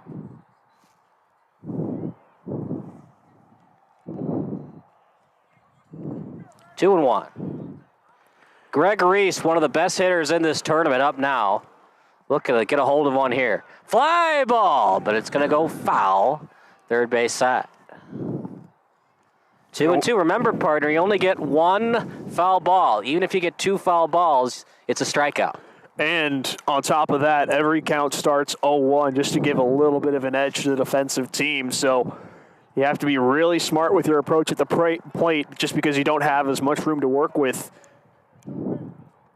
The advantage is still there for the hitter, though, because it's got to hit the mat to be a strike. And there for a ball, full count. Or I guess maybe my phrasing wasn't right. It's more so give some help to the pitching. Yeah. Fly ball, straight center. It's going to carry out of the ballpark. It's a home run for Greg Reese, a 4-bagger solo shot. That makes it 1-0 in favor of Evening Wood.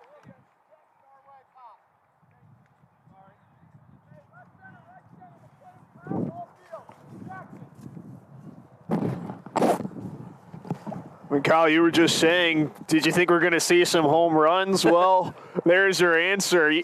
Evening Wood's been hitting the cover off the ball throughout this tournament, and the long ball's been a big part of their offensive charge. Now the cleanup hitter, Ryan Jackson, also in left field. And it's outside for a ball, 1-1.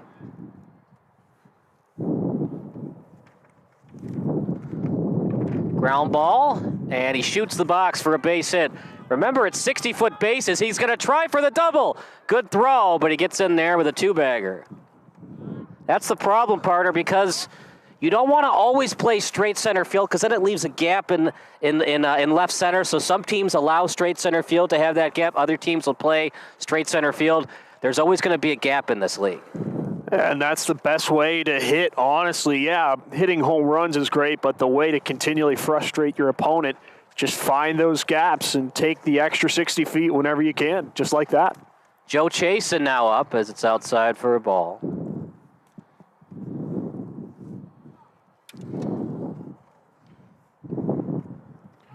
Ground ball to the pitcher, and he gets it over to first base for the out. So that will do it.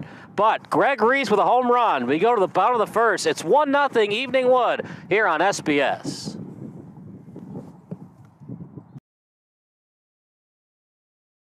This is Sports Broadcast Solutions, a broadcasting network for everyone. Check us out at sportsbroadcastsolutions.com and become part of the digital sporting world.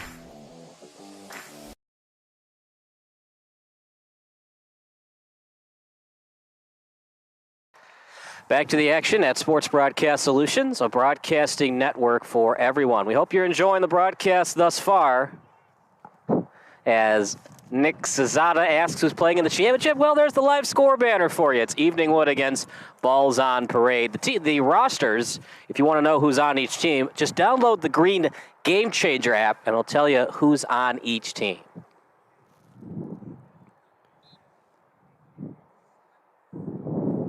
Gonna have to score a lot of runs tonight, partner, to win the game. Very rarely you're gonna win a game where it's less than 10 runs scored.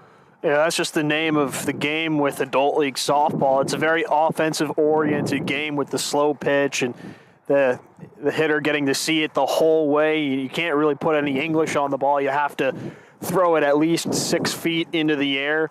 So really, for games like this, it's whoever's offense can get the bats going more, because you're going to see it a lot. But actually, it's more so if you can play some decent defense, that's really going to give you the edge. These offenses are going to come to swing the bat. So if you can play soundly defensively, you're going to be all right. The defensive alignment for Evening Wood: Share behind the plate, Darniter at first, Robertson on the mound, Duncan at third, Jacover at short, Wendell at second base, Chasen in right field, Reese will play a combination of center and right center, Casey in left center, and Jackson in left field. Got to avoid the walks. That's what really killed Midlife Vices. They were up 11-0, and they lost that championship game back in the summer. That's a flat ball. He's going to swing it anyways. I don't know, partner. I'm going to say that's an error. I think you got to have that ball at shortstop. That's a real in-betweener. It could go either way, but you know what? Balls on Parade will take it regardless. Especially because your shortstop's usually your best defender, right? That's one he probably should have. And a lot of these guys have played Division I baseball as well. That's an E6, runner at second base. That'll bring up the left-handed hitter and Bo White. Remember, 60-foot bases, so you can get to second base on any slow base hit to the outfield. 1-1 the count. Outside for another ball.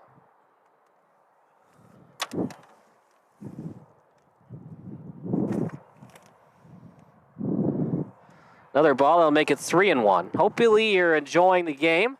Text line's open, 330-957-7653, your favorite MLB memory. Line drive into the outfield.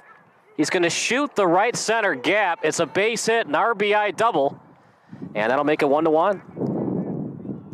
Wait, you're giving these people your actual phone number? Who says it's my phone number? Hey, it should lead to a lot of really nice discussions. There's so many good MLB memories you can pick from. Good looking pitch. Got there on the mat. 1-2. 0-2, I should say. I'm so used to a lot of these softball leagues playing California rules where it's a 1-1 count automatically. Line drive into the outfield. He shoots the box. That'll be another RBI.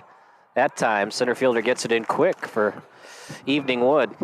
That's Reese out in center, and it's another RBI for Balls on Parade. I feel your pain, Kyle. Whenever I played 16-inch, we would always start with a 1-1 count, and we also had the foul ball rule too, except I think you were allowed to get 2, provided that strike 2 is also foul. So a lot of these leagues play a bunch of different styles. You have to appreciate the variation. Absolutely. It is not that cold tonight because there's no wind. That's flat, and that's a ball.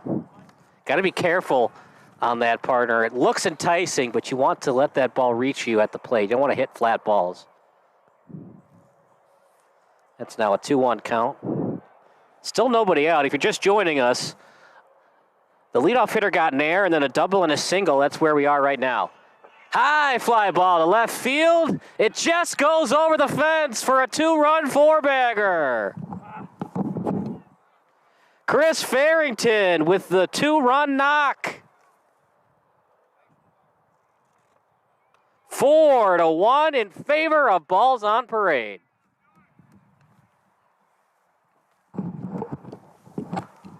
So even with all of their offense getting to this point, early on, it's Balls on Parade doing the big swinging.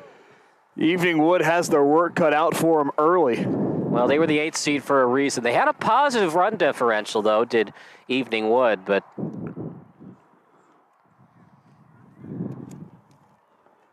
Other than that, it's been all balls on parade this tournament. Ground ball, it's off the pitcher. As Robertson can't handle it. We'll say that one's an infield single.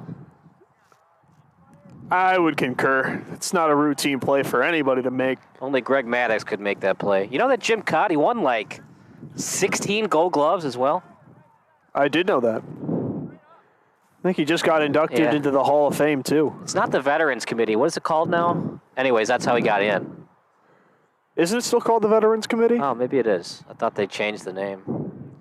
Outside for a ball. One of my dad's favorite players. He pitched for both the Twins and the White Sox. Also was on the Cardinals. 1-1 count. As well as CBS? Yeah, one of their best commentators. Back in the days of Jack Buck and Jim Cott. Another ball, 3-1. What do you think, Parter? You might need to warm somebody up. Obviously, it's not the pitcher's fault he's giving up home runs, but now he can't find the strike zone. Inside for a ball. You know, it's still early, and seeing as how easy it is to put up runs if you're Evening Wood, I wouldn't hit the panic button just yet. You still got a little bit of time to figure it out. Still nobody out. That brings Chris Landgager up. A 3-run knock would make it 7-1. A ground ball in between the short third base hole. Third baseman gets it, and it's a 5 unassisted for the first out of the inning.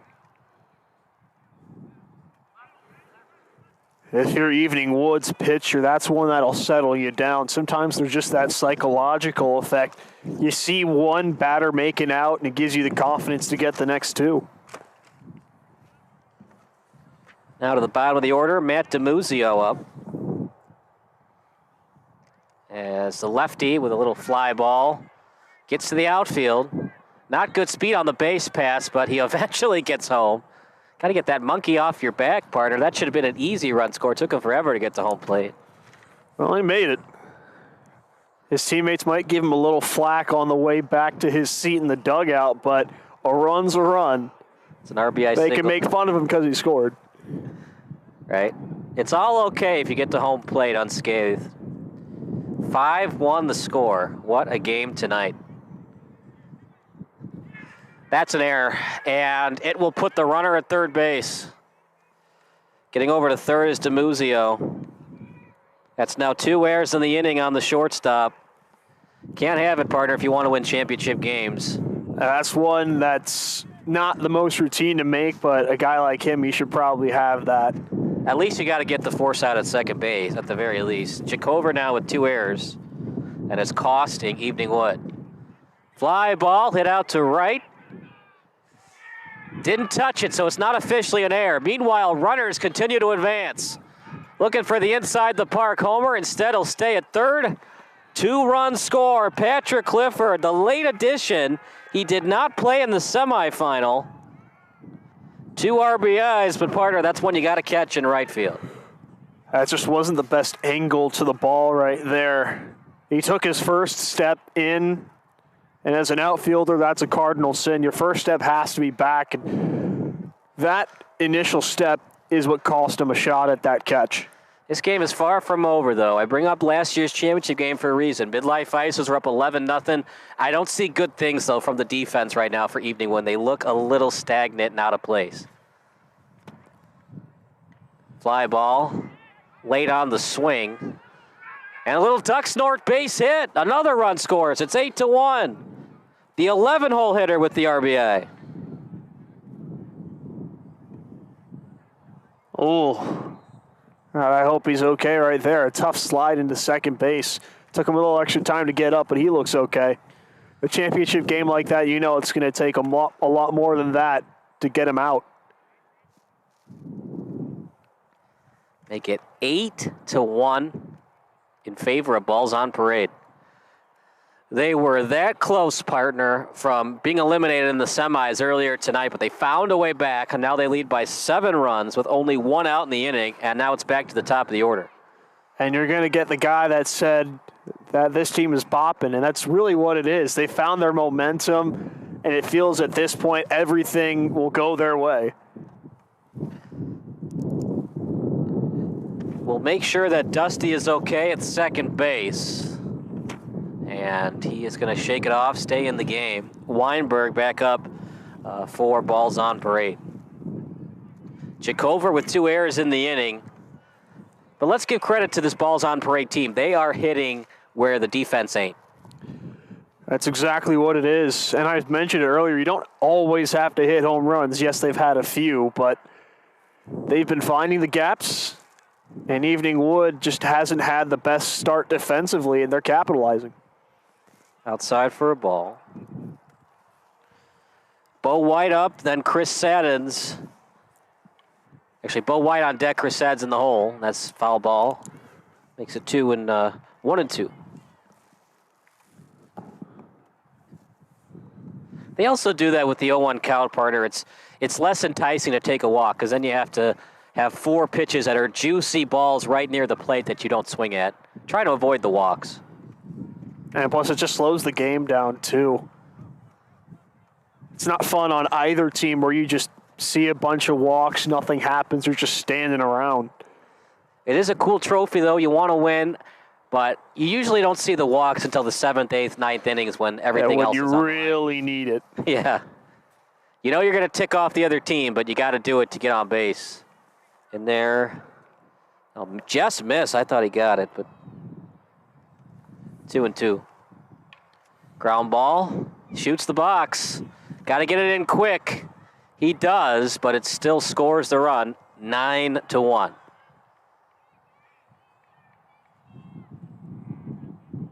I mean, it is dead silent right now. They were bopping, was Evening Wood, when they were up 1-0 from Greg Reese's homer.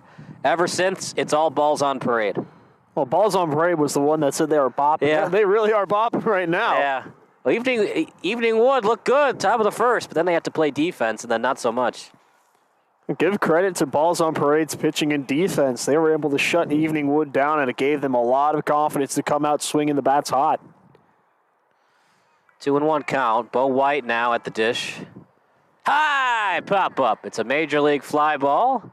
Jacover gets under it for the second out of the inning.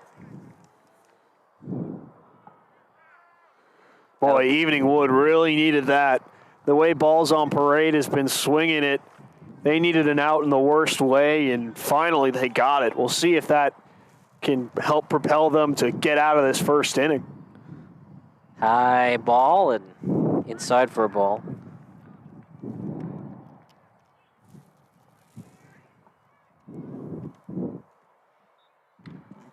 Fly ball out to the outfield. It's to straight center, though, as the center fielder and Reese makes the catch, but the damage is definitely done. 9 runs cross home plate. We go to the top of the second. It's 9-1 balls on parade here on SBS.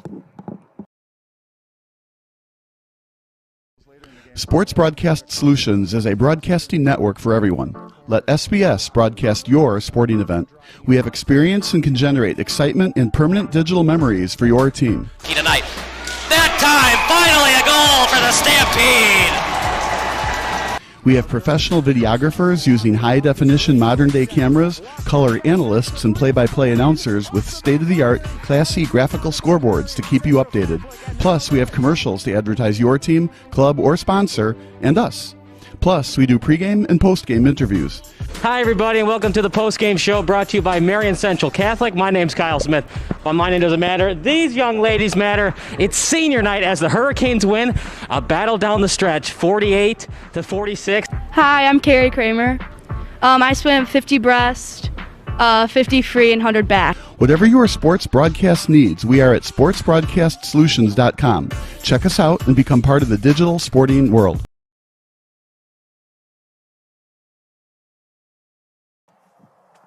Back to the action at SBS, a broadcasting network for everyone. I'm Kyle Smith alongside Ryan Zimmerman. It's 9-1 in favor of balls on parade. Evening Wood has their work cut out for them. You don't have to score all 8 runs in this inning, partner, but a nice 4 spot would help. Fly ball over to left. It's a can of corn. And caught by the balls on parade left fielder for the first out of the inning. You don't have to get it all back now, whatever Evening Wood. You do need to hit with a sense of urgency. Seeing how well balls on parade was hitting in the bottom of the first, you have to imagine that everything they get contact on is dropping. So you really need to get runners on, and make your opportunities count. That's outside for a ball.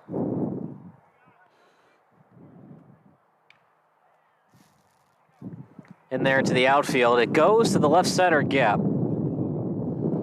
As in left center tonight is going to be Patrick Clifford. Remember, he was a late addition to this roster.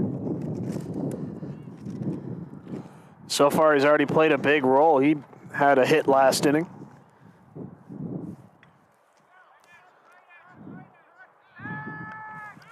Another fly ball out to Chris Farrington.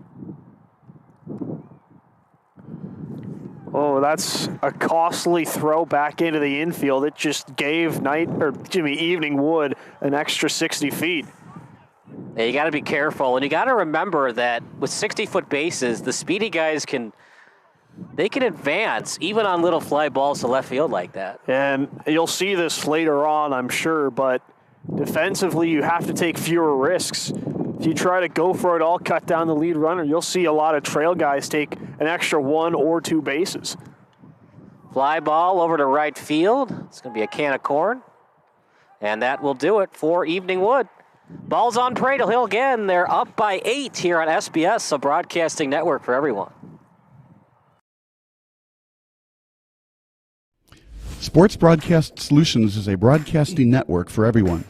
For those of you who would like to broadcast or live stream your event, or maybe make a highlight tape, but would like a sponsor to fund the event, SBS has a myriad of ways to advertise your sponsor during our broadcasts. We have commercials. We have on-air reads by the announcers. Albatross Physical Therapy and Wellness specializes in pain-free. We have graphics, and we have watermarks. Finally, Sports Broadcast Solutions can create a commercial for you or your sponsor. Whatever your sports broadcast needs, we are at sportsbroadcastsolutions.com. Check us out and become part of the digital sporting world.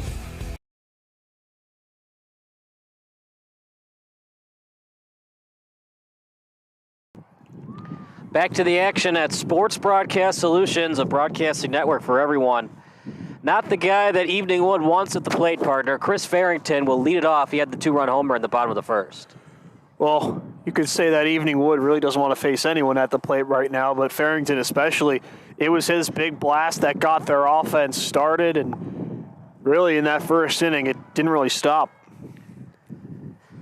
It's not looking good right now for Evening Wood. Slaughter rule is in effect, even for the championship game. It's 25 runs through 7. And if Balls on Parade continues to get 9 spots, we're going to see that tonight. Farrington, Savage, Niedermeyer, the 1-2-3 lineup for the bottom of the second. Well, they have the ultra shift on him in the outfield right now. If you shoot the box partner with decent speed, you can get a triple. Farrington waits on it, and it's outside for ball 1.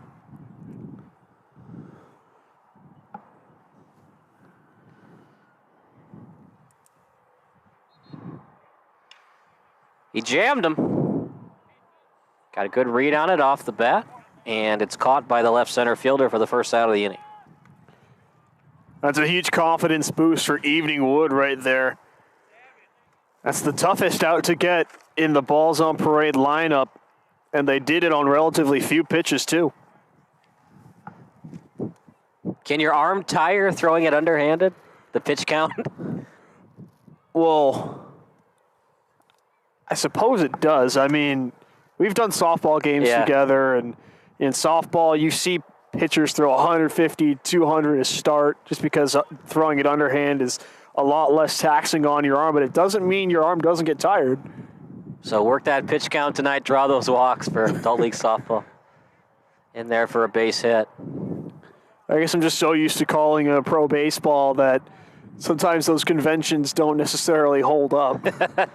I remember I was doing a game with, what's his name? Oh, yeah, Brendan King. And BK, my guy. And he forgot that we were doing 10U baseball. And he's like, go ahead, run 90 feet away. I'm like, not a 10U, partner. That's 65 feet. It'd be a very quick game if it was 90-foot bases for 10-year-olds. One on, one out. Maybe. I can see that side of the argument for sure. Into right field. That was a really nice piece of hitting. He first and thirds him. In fact, he gets to second on it because it's 60-foot bases and a late break to the plate.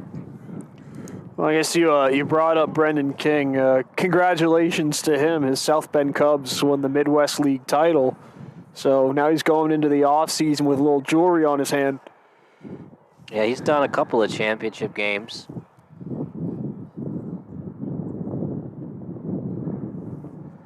That is not an RBI because it was a late break to the plate. Good job at second base. One hopper at first. They got him. Runner advances, but a big out for balls on parade.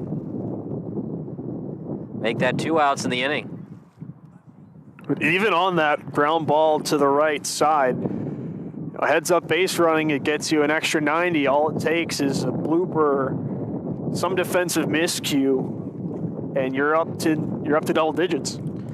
Little nubber, and it goes foul. Down to his last bullet.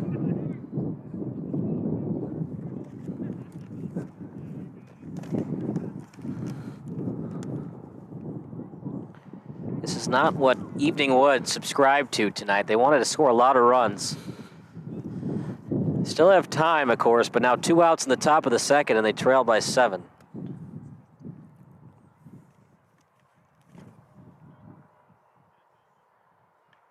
Late swing, kind of an excuse me swing, and it's an easy. They actually dropped it. Did he touch it in fair territory? He did. And that is why you take the extra base when it presents itself. Because the runner advanced from second to third on that ground ball, give balls on parade another run. That's also a situation, partner. You got to know where you're at as a pitcher. You know that it's going to be an automatic out on 2 foul balls, so just let it go foul.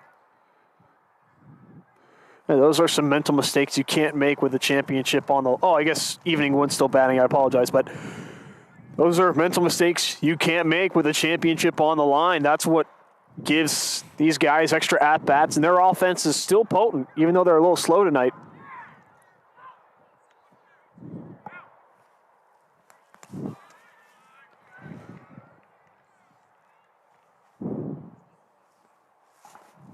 A base hit right there that has Evening Wood right back in it. Excuse me, it is balls on parade. Yeah, I had it all backwards. Yeah, it's the bottom of the second, right? That was on me. For some reason, I was giving Evening Wood the runs.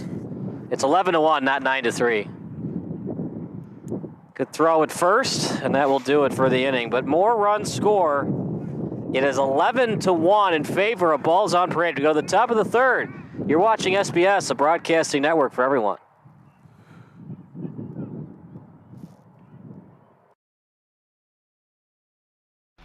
Missing your child's sporting event just plain stinks. But you don't have to worry about that anymore, thanks to Sports Broadcast Solutions. SBS is a live broadcasting network, as well as covering your on-demand needs, recruiting videos, highlight reels, and much, much more.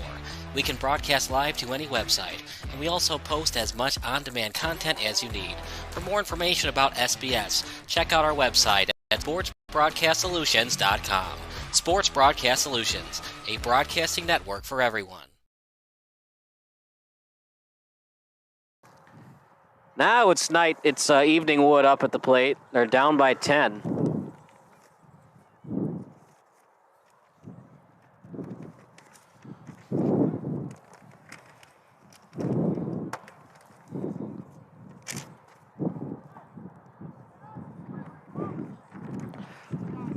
Hope you're enjoying the broadcast. I sure am. Up for Evening Wood. It'll be the bottom of the order. Darniter, Moylan, and Robertson, and then back to the top. For Evening Wood, they only have a couple of hits tonight. Balls on parade, leading by 10.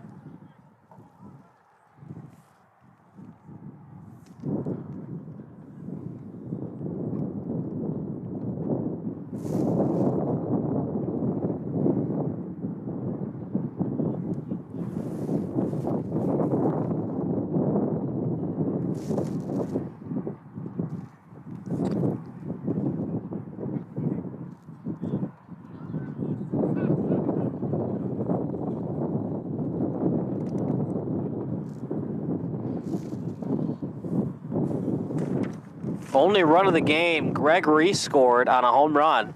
That was in the top of the first, and since then, 11 unanswered runs scored by Balls on Parade.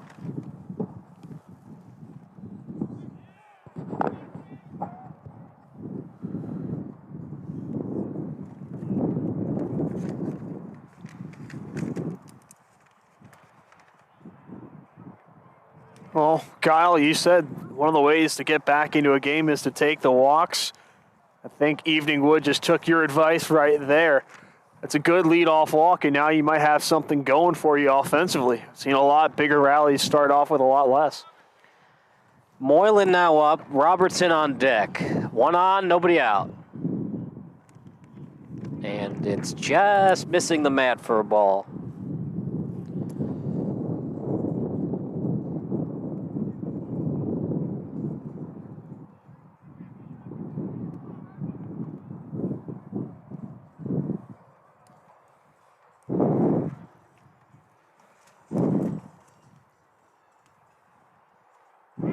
Hit the mat, strike two.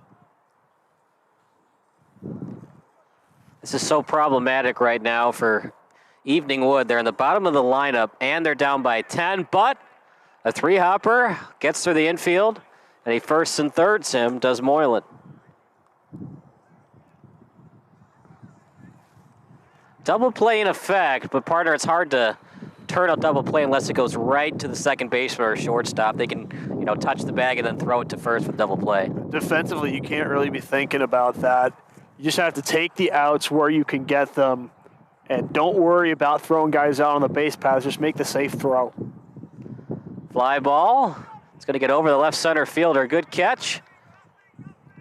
And he didn't tag up. I don't think so. I didn't see anybody running towards home. Well, that's because he's on second.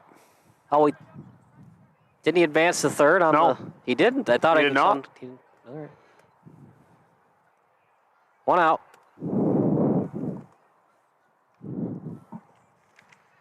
Little ground ball. Did they turn this double play? They did. Tagged him at second, got him at first for the double play. Wow. 3 unassisted double play. That does it for the inning. And we go to the bottom of the third. It's 11-1 in favor of Balls on Parade here on SBS. Broadcast Solutions is a broadcasting network for everyone. At SBS, we offer a professional broadcasting experience for the non-professional athlete. Just like the pros, we offer everything for you. Play-by-play commentary. A no-hitter at Kane County Stadium. 15 strikeouts, 1 walk, 1 error, and that's it. Color commentary, highlight reels, recruiting videos, and much, much more. Unlike our competitors, we zoom in on the action and always have a live scoreboard with a live time code. If you're ready to have your next sporting event feel like CBS Sports, then make sure to call Sports Broadcast Solutions today. Our phone number is 330-957-7653, or you can go online to sportsbroadcastsolutions.com. SBS, a broadcasting network for everyone.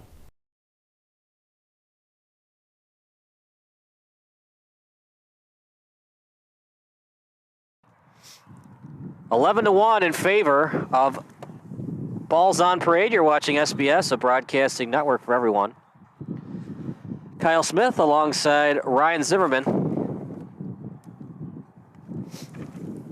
As it's a 10-run lead right now for Balls on Parade. The Balls on Parade's had everything going for them, not just at the plate. Obviously, they've had a lot of success there, but they're so solid on defense. You saw it with that double play to end the last half inning.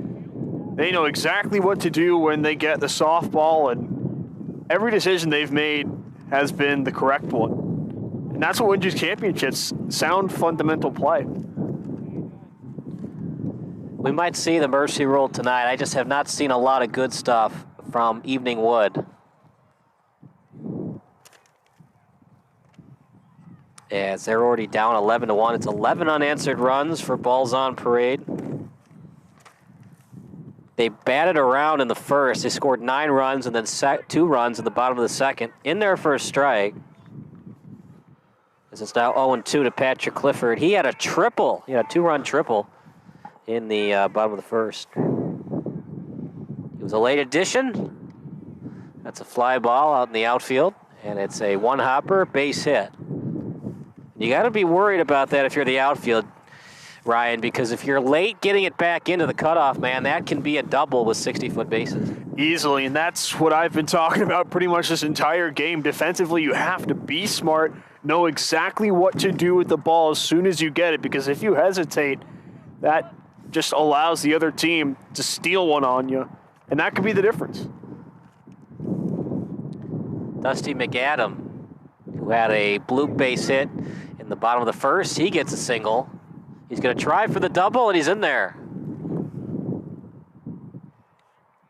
That's now 2 doubles for him, as he had a late break in the bottom of the first. We thought he was injured, but he got back into the game, playing through the pain, now 11-1. Your favorite MLB memory, text 330-957-7653. Text lines open. All FCC regulations do apply. Weinberg, fly ball into the outfield. Did not touch it, so no error. 2 runs will score, and they got to get it in quick, and they do. He's going to think about it. He'll try for the inside the park homer, and he got it. An inside the park home run for Weinberg, and that'll make it 14-1. Man, that was not an easy play to make in the outfield. Give him a lot of credit for trying to make the acrobatic catch, but it just wasn't meant to be. But Weinberg, just on his horse the whole way, took nothing for granted. He knew, he thought he had a shot at 4 immediately once he made contact, and that was the difference. Bang, bang play, but they get him out at first base. Jacobo, who struggled in the first inning, good throw to get the first out of the inning.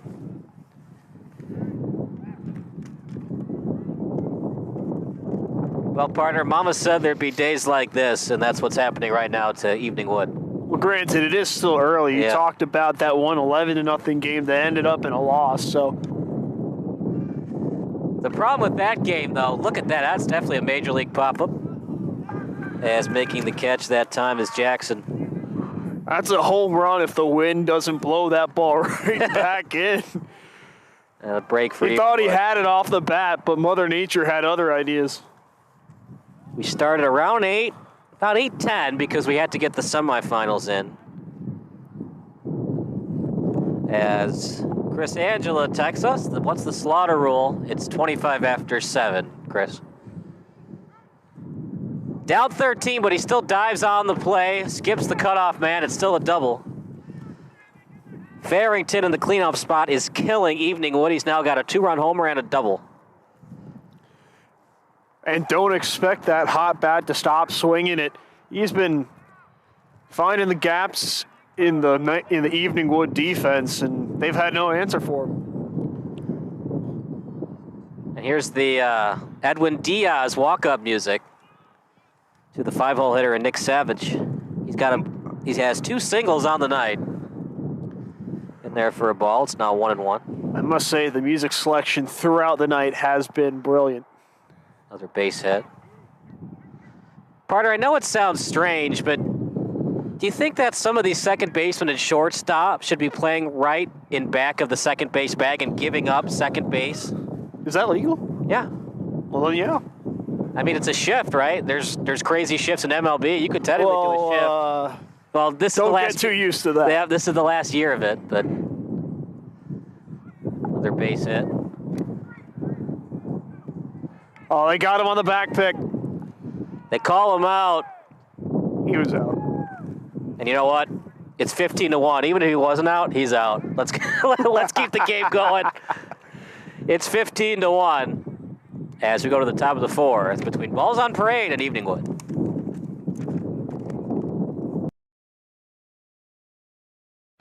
Missing your child's sporting event just plain stinks.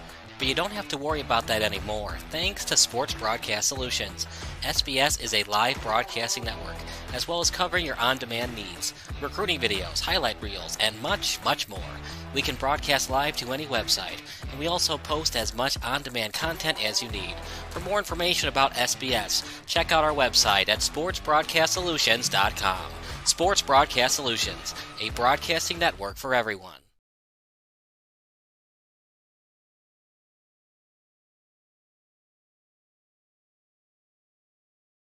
This is Sports Broadcast Solutions, a broadcasting network for everyone. Check us out at sportsbroadcastsolutions.com and become part of the digital sporting world.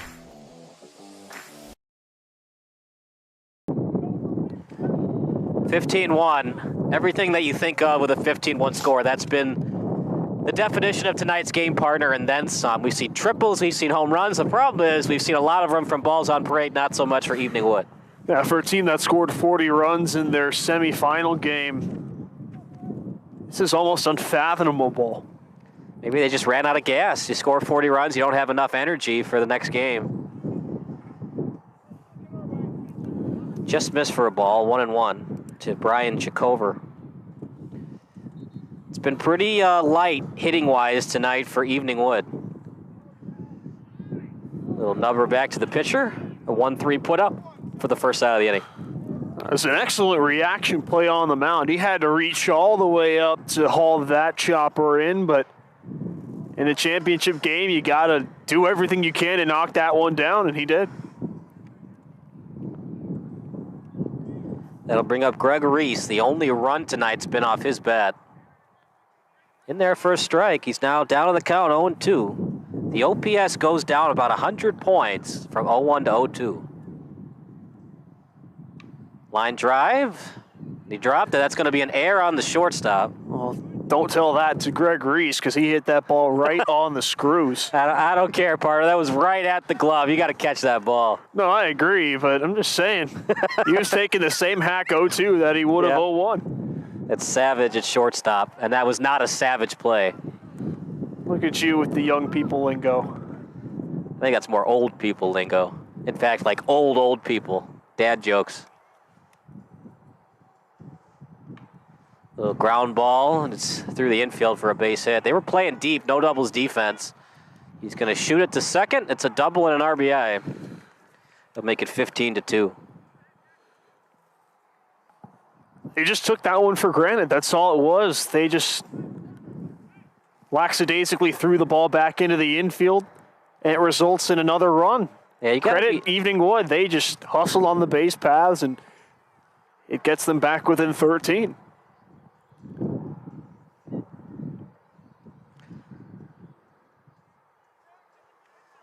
Missed it for a ball, 1-1. Now you just need a couple of base hits, a couple of home runs, and you're right back in it. Line drive into the outfield. Looking for the RBI single. They send him, does the third base coach. It's now 15-3.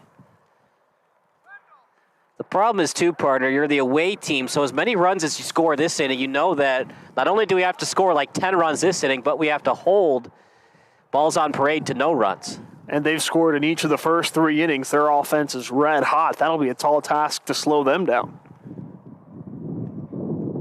Runner on first on the base hit, as it was a foul ball, now 0-2. Wendell at the plate, Tatonchi on deck.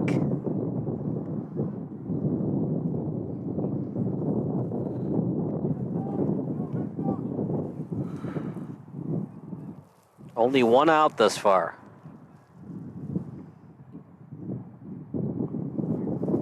Just missed, 2-2.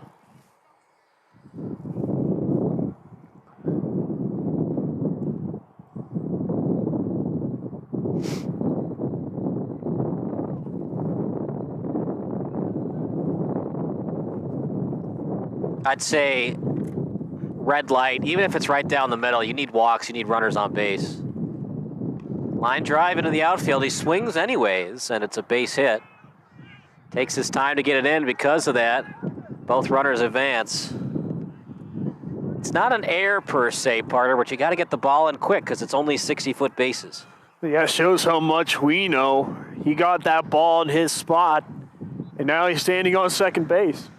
It's risky, though. A little bit more on it would have been a line drive to left for the out. But they do get the runners, 2 ducks on the pond.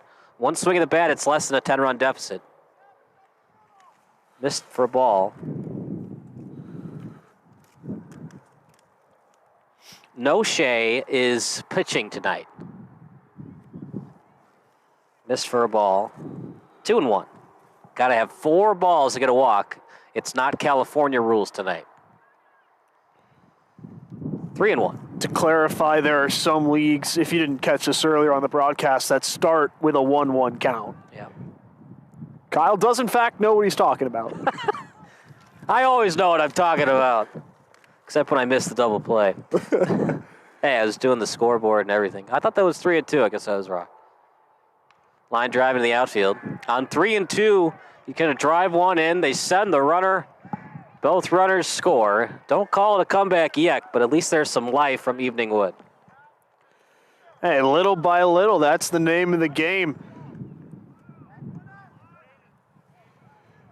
And that E6 is really doing wonders right now for Evening Wood. That would have been 2 outs, nobody on. Instead, 1 on, 1 out. And since then, 4 straight hits.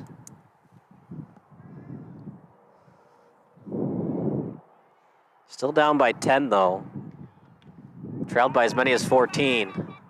Terrible route to the ball, and it's going to be a base hit for Evening Wood. Make it a double. They're ascending to third, and he gets there. It was not touched. So it's technically a triple, but part of that should have been caught. That's what I was saying earlier today. Your first step has to be back. That left center fielder's first instinct was to go in, and because of that, the ball went over his head. He absolutely could have had it if he played it back initially. Yeah, you just got to run to a spot, right? You take a loop around to get to a spot on the outfield to catch it. You can't backtrack. Into the outfield. Another run scores, 15-7. Don't count these guys out. This is a team that scored 40 runs in their semifinal game, and now they're starting to get back to that 40-run form. Problem is, do you have anything on defense? We've already seen 2 errors by Jacover, and he was supposed to be your best defender at short. Fly ball into the outfield. Terrible route to the ball, but he does catch it. It's an F9 if you're scoring at home. 2 outs, now to Moylan batting.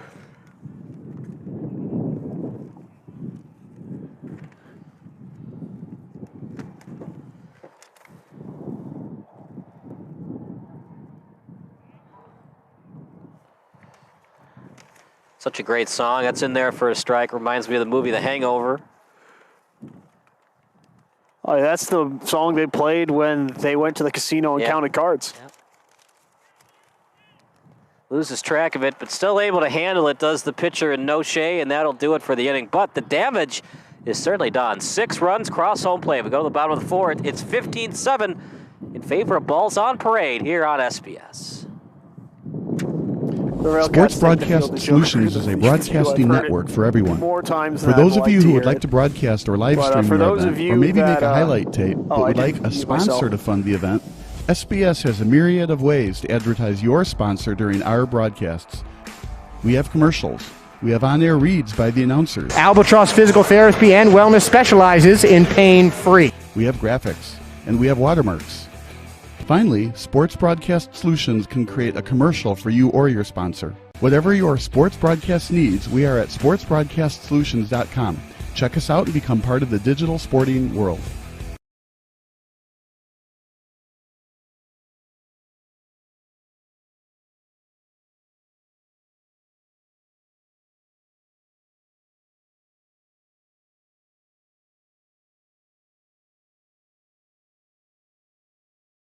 Distracted. Bottom 4, 15-7, Balls on Parade. They have led all game except for the top of the 1st. Every time they batted since, it's been all balls on parade. Do they have more hits in them? Because, Barter, we saw that Evening Wood woke up in the top of the 4th.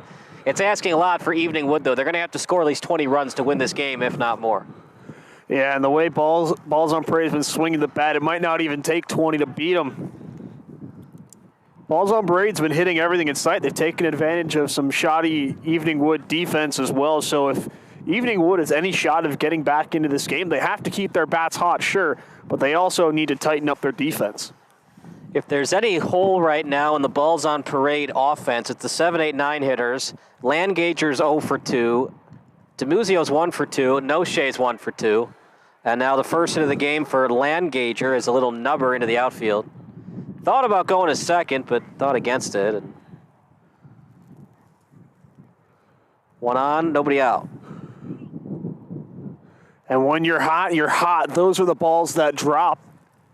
Landgager didn't get that good a contact on it, but he found some space behind short. And, you know, they don't ask how many hits. They don't ask how you get the hits. They ask how many. Outside for a ball.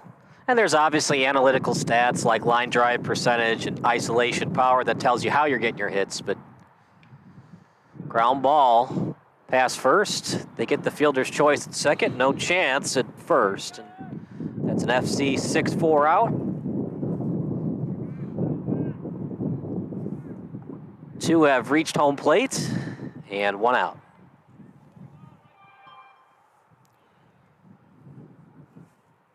Eric Noche will bat. He reached on an error, as that's a fly ball past the third baseman. Little duck snort base hit. They throw it into third. That was a good decision, partner, because no matter what, Noche was going to get into second regardless. Oh, agreed. Sometimes the smartest play is trying for the lead runner, and especially on a ball hit to left field, that's your shortest throw anyway, so you might as well take your chances with that. If you throw to second, a run scores. Jackson has certainly had a lot to do in left field tonight. That's in there for a strike. Clifford up, McAdam on deck. That's back to the top of the order. 1-2 the count.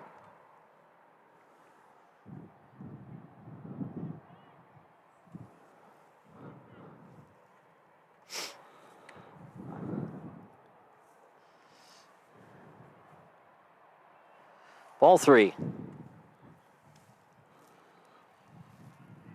McAdam has a double, and he has 2 doubles on the night, actually. 1 run scores. 2 runs score. Like that's 17-7. Always a good thing, partner, when your 11-hole hitter is 3 for 3. There really are no weaknesses on this balls on parade lineup. 1 through 12. These guys will do some damage. Hold on. What's going on over there on the field? He's wearing a blue man uniform. There comes the security.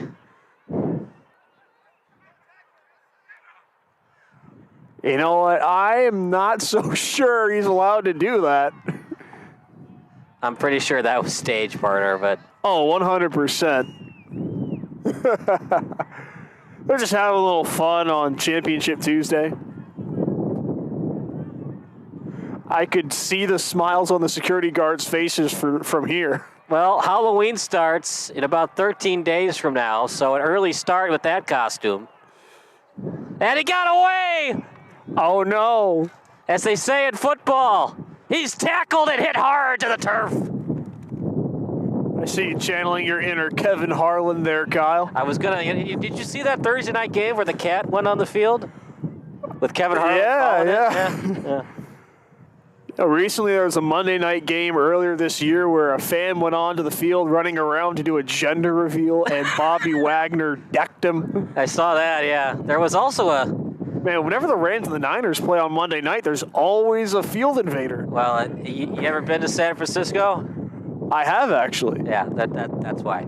It's a cool town. I went to school there. That's Berkeley. It's close enough. It's kind of San Francisco. It's close enough. Technically, the 49ers don't even play in San Francisco anymore. They play in Santa Clara, but that was kind of funny. I think it was a little overdone, but make that a 1-1 count on Dusty McAdam. Into the outfield for a base hit. He's going to try for 2. It's a good throw, but went off his shoelace. Into second, and another run scores for balls on parade. Patrick Clifford, 3 for 3. Dusty McAdam, 3 for 3. Those are your 10 and 11 hole hitters. When that's happening for you, I don't think that Evening Wood stands a chance. Well, like I said, there are really no weaknesses in this balls on parade lineup. These are guys 1 through 12 that can all do some damage. That's how you win championships. You put together the most well-rounded lineup you can put together. In there for a strike. 0-2 now to Weinberg. He reached on an air and a home run tonight. He has scored twice. He's done his job as the leadoff man.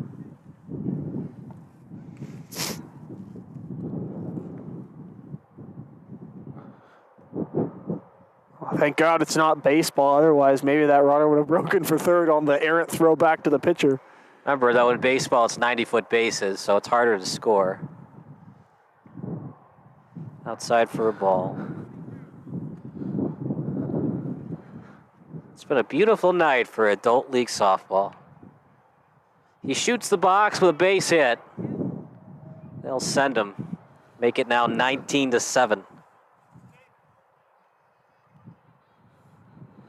It's been a great day for McAdam. He has scored all 3 times, as has Clifford.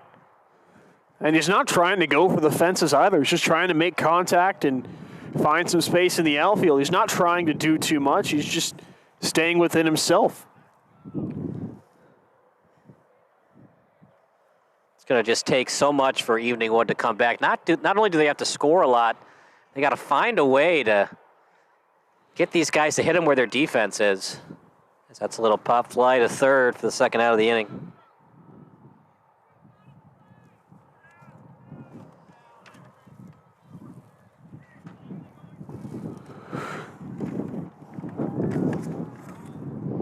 If you're just joining us, it's been as many as 14-1 in terms of a lead for Balls on Parade. They now lead 19-7.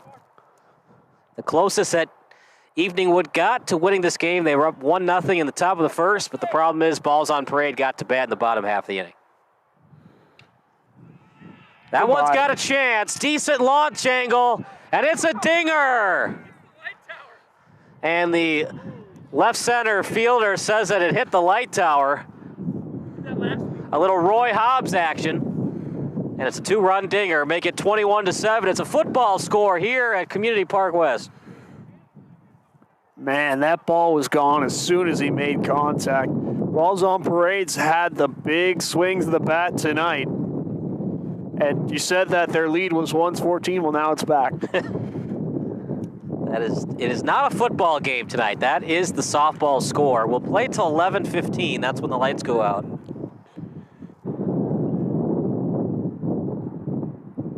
Well, we've seen everything. We've seen home runs. We saw a guy that went on the field that was not supposed to go on the field. Yeah, he was a Patriot, though, at least. Did you see? I'll tell you after this pitch, as that's outside for a ball. Did you see the Thursday night game where there was a guy that entered the field and Chris Collinsworth said, "There's a guy on the field, but we're going to pan to the other side." off the fence. And he's going to get in there for the double. Been a couple good ones earlier this year. LSU was playing Southern University, and just in the middle of a play, some random guy wanders into the end zone, and no one notices until after the play. 21-7. Chris Adams now has 2 doubles and a home run.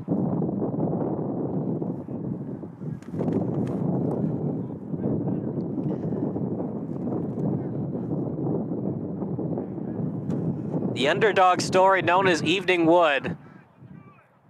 The clock is about to strike midnight on this Cinderella story. Into the outfield for another base hit. As that's an error in right field. So it stays a single. That will not be a triple. Another run scores. It's still an RBI, but Savage will not be credited with the triple. It'll be an E9 base hit. This will be the last hitter before we bat around. They've already batted around once in this game.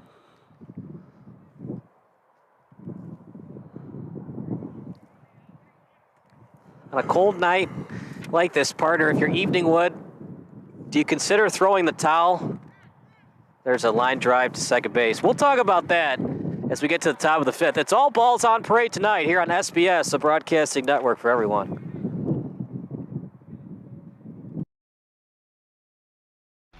Missing your child's sporting event just plain stinks. But you don't have to worry about that anymore, thanks to Sports Broadcast Solutions.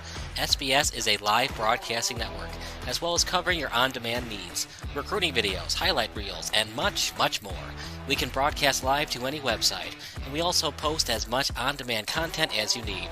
For more information about SBS, check out our website at sportsbroadcastsolutions.com. Sports Broadcast Solutions, a broadcasting network for everyone.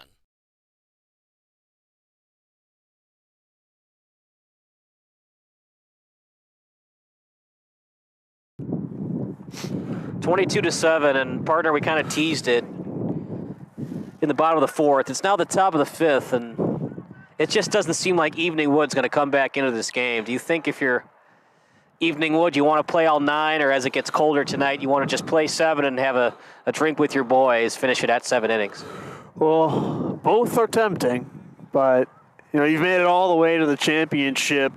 Why throw in the towel when you could pull off a comeback? I mean, anything's possible, but balls on parade, they've scored in every inning. So even if you got like 10 runs in this inning, balls on parade's probably going to hit a grand slam. Well, don't tell Evening Wood that. They think they have a chance until the final out is made, as they should. And look, you still have 15 more outs to play with, and you best believe they're going to use all 15. As a Cubs fan, you know not to count the outs. That's a ground ball. Look at that play! The pitcher with an underhand throw. That's a web jam if I've ever seen one. Stays with the play and gets him out. Great job by Noche. It's a heck of a play on the mound, but I think you have the analogy backwards. I'm saying the offense has 15 outs to work with, so they need to use them to their advantage. Yeah, true. Just thought I would give you a little crap. A little fly ball. And that's a fair ball. I thought it was awesome that they gave Bartman a World Series ring. Yeah, all the stuff that he went through, it was the least that they could do. He grew up in this area. He was a Northbrook coach in Northbrook, yeah. Growing up, Jason Kipnis lived a couple blocks, or not a couple blocks, he lived a couple houses down from Bartman. Awesome.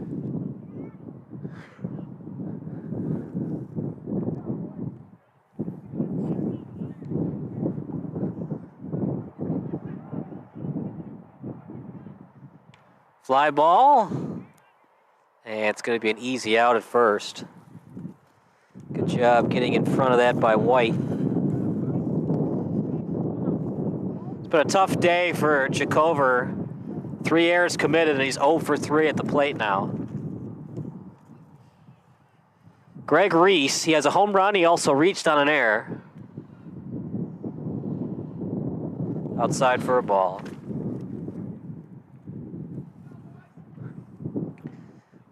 It's going to be a huge comeback effort for Evening Wood tonight. That's a base hit into center field. It's going to be played by Clifford.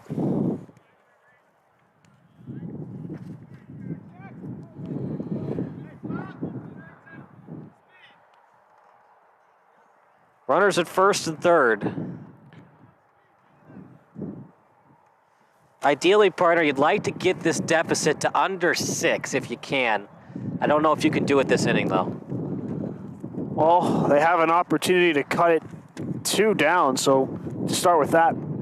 Ground ball to short, good throw, but can't pick it out at first. There you go. Well, we'll say an error on the shortstop, but would have liked to see a little bit better effort from the first baseman. Like to see a little bit better stretch on that one. Well, let's be honest, how much can he really stretch? That's the one job you have as a first baseman. Line drive into right, no doubles defense. Didn't need to fall down, but he did. And that will do it for Evening Wood. We go to the bottom of the 5th. They get a couple of runs, but they still trail by a lot here on SBS, the broadcasting network for everyone. Sports Broadcast Solutions is a broadcasting network for everyone. Instead of spending hundreds or thousands with all these college recruiting sites, let us put together your college highlight reel. For just a fraction of your potential college scholarship and significantly less than these recruiting services, we got this. In addition, we put together highlight reels for teams, including high school, your club team, or travel team. My teammate gave me a great pass, and I just took it. The other team slashed me, took the opportunity, saw where the goalie was weak, and I just shot it there. Solon, O'Connor, and Marsh back on defense, and Marsh gets a blowout. We got a breakaway at 2-0. A shot, and a goal! So 3-3. The power play was officially over. Whatever your sports broadcast needs, check us out at sportsbroadcastsolutions.com. Check us out and become part of the digital world.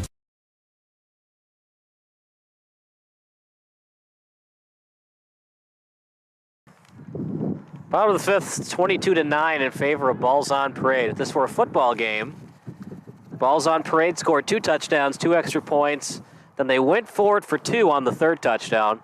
Knightwood, they don't have much offense tonight. I think they have Russell Wilson at quarterback, 3 field goals. Oh, wow. Breaking out the big guns, are we, Kyle? Look, if you're getting paid $243 million and you've given us the travesties that you have on Thursday night, and 2 Monday night games, by the way. Oh, I'm totally sided with you on that one. I just so happen to be a fan of one of the teams that he played on one of those games, so you get to hear Broncos country, let's ride every 10 minutes, but... I'm also very biased because Brandon McManus is on my fantasy team. And believe it or not, I have lost twice by 1 point, and all I needed was a Brandon McManus field goal to win. As that's in there for a base hit. But here's the real question, though. Will we end tonight in scoregami? What's a scoregami? What's that? Scoregami, it's the art of finishing a football game with a score that has never once been done before. It's for those that like SB Nation. It's if you've ever heard of John Boyes, yeah, he has a whole video on it. 22-11 would be kind of crazy. Yeah, we've had one this year. 11-10, right? Was that 11-10? That was the Sunday night game. Okay.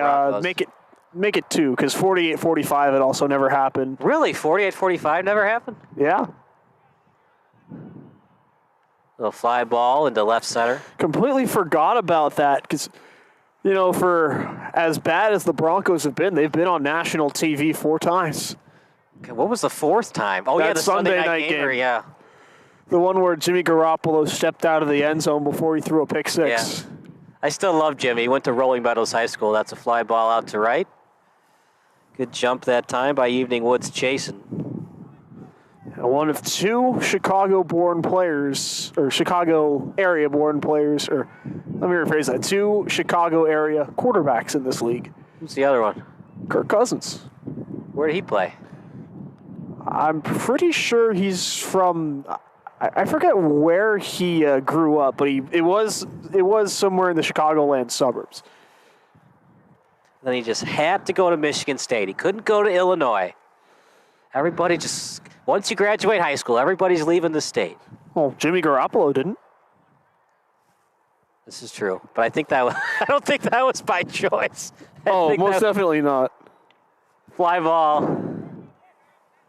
And it's going to be a Ducks North base hit. That will be an RBI and make it 23-9. It's not a double, though, because he gets the second on the throw. He's from Barrington, by the way. Kirk Cousins is from Barrington. Barrington. He ended up moving to Holland, Michigan for high school, that's why he ended up in Michigan State, in all likelihood. They're going to say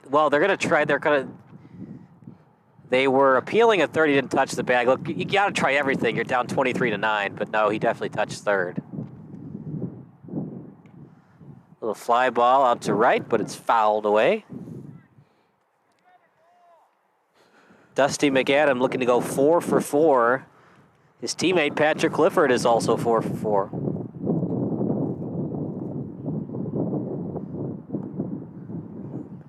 What do you do if you're the Broncos with Russell Wilson? Do you consider going to Brett Ripon in one of these games? No, what you do is you fire Nathaniel Hackett. Considering how much you gave up to get Russell Wilson, you absolutely cannot afford to waste a season. So get rid of the guy that has been hurting him the most. I meant you're not going to fire Nathaniel Hackett during the season, are you? You could make the argument. It's a very extreme argument, but I think there's one to be had. And that's going to be a strikeout against Dustin McAdams, so he does not go 4 for 4 on the night. That's a K on the score sheet, but the damage is done once again. Balls on Parade is scored in every inning. We go to the top of the 6th. They're up by a lot here on SBS.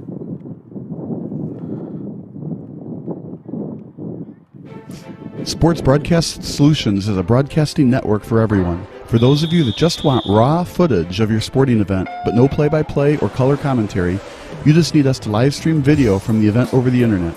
We will live stream your event on YouTube on our Sports Broadcast Solutions channel. In addition, we also have a dedicated channel on YouTube for live streaming at SBS Livestream. And if you need multiple channels, we can utilize Facebook Livestream and Instagram Live on our channel as well. Options include commercials from your sponsors, professional scoreboard graphics are still available, and of course, yes, pre- and post-game interviews are available as an option if you want. We've been working really hard this whole summer and stuff. Whatever your sports broadcast needs, we are at sportsbroadcastsolutions.com. Check us out and become part of the digital sporting world.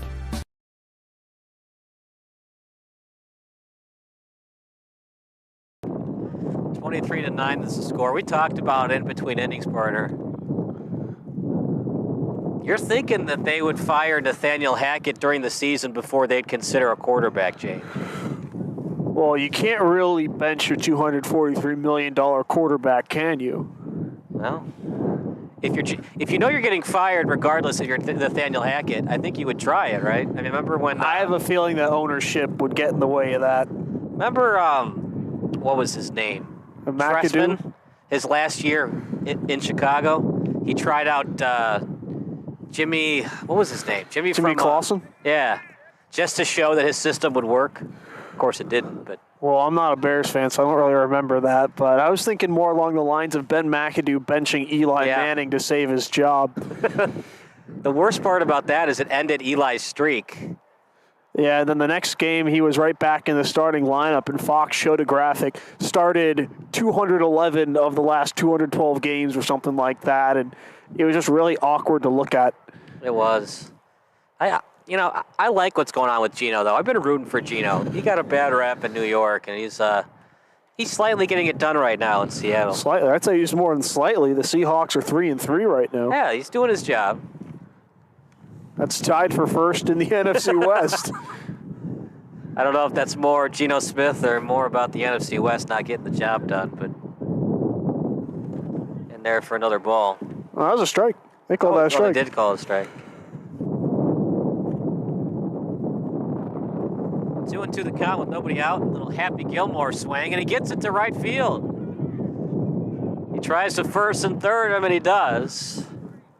And something going here for Evening Wood. Now they just need a home run, back-to-back-to-back homers, and maybe put a 20 spot in the back of the umpire's pocket. Well, whatever works for Evening Wood, but they just have to keep doing what they're doing offensively. They're off to a good start here in the top of the 6th, but you can't try to get it all back in one swing. Just continue to hit within yourself. I know I've said that before, but, cliches are there for a reason. And if I were the defense for Evening Wood, as that's a fly ball to the pitcher, no Shea will get it for the first side of the inning. I would definitely consider putting my second baseman right behind the second base bag and giving up in between first and second. If you want to hit it to the opposite field, we're going to give you that base hit, but no more cheap singles shooting the box.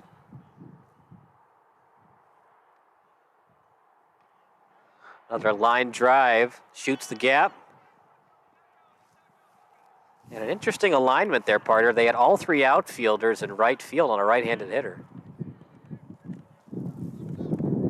Well, clearly they knew something we didn't because the ball went right to right field. So good on Balls on Parade to play the defensive alignment correctly and hold everyone to just one base.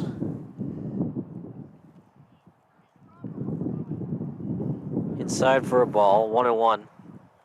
Darniter is up, Moylan on deck, Robertson in the hole. A little three-hopper to short. They'll get the fielder's choice at second. And they try to get him at third. The defense says he was out, but there's no force at third there. don't know what's going on. There's no force in third. Did he tag him, Ryan? Well, I suppose they must have gotten the tag down. They're leaving the field. That's a bad call. We'll look at that after the game, but it sure looked like he was on the bag without a tag. Regardless, Balls on Parade leads 23-10 here on Sports Broadcast Solutions, a broadcasting network for everyone.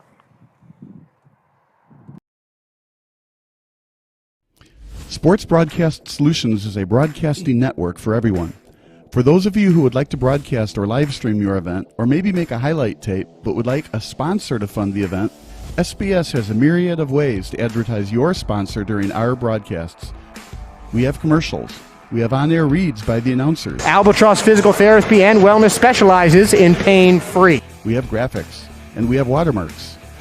Finally, Sports Broadcast Solutions can create a commercial for you or your sponsor. Whatever your sports broadcast needs, we are at sportsbroadcastsolutions.com. Check us out and become part of the digital sporting world.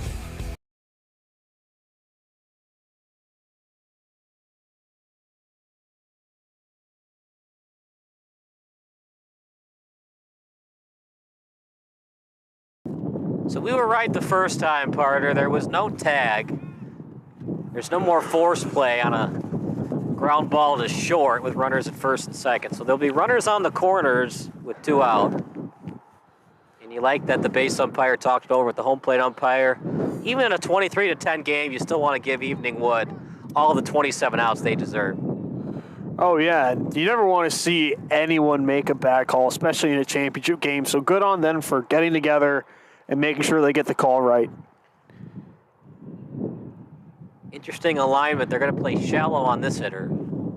This is the 11-hole hitter in Moylan.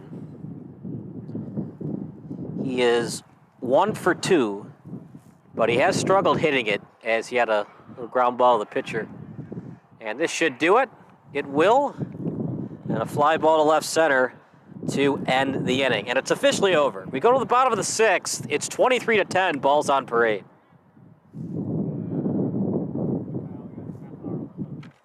All right. This is Sports Broadcast Solutions, a broadcasting network for everyone. Check us out at sportsbroadcastsolutions.com and become part of the digital sporting world. I think we've seen enough. Everything else will be 720. Missing your child's sporting event just plain stinks. But you don't have to worry about that anymore, thanks to Sports Broadcast Solutions. SBS is a live broadcasting network, as well as covering your on-demand needs, recruiting videos, highlight reels, and much, much more.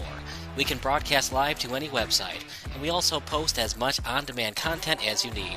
For more information about SBS, check out our website at sportsbroadcastsolutions.com. Sports Broadcast Solutions, a broadcasting network for everyone.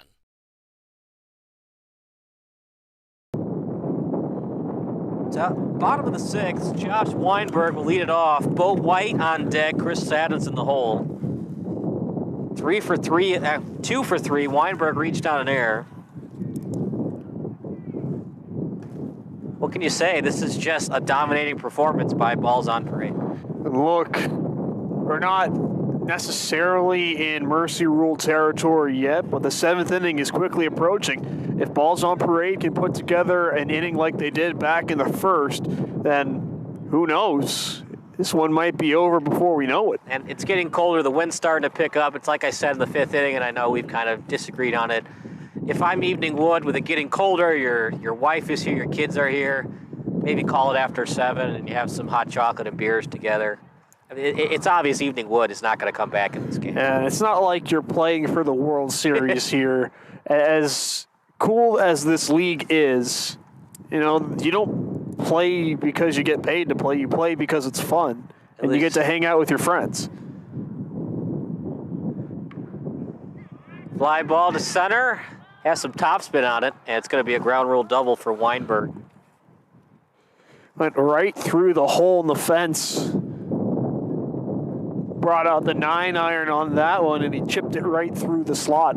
He is a triple away from the cycle. We had him in the pregame show. So he really is popping. He was a fun guy to talk to.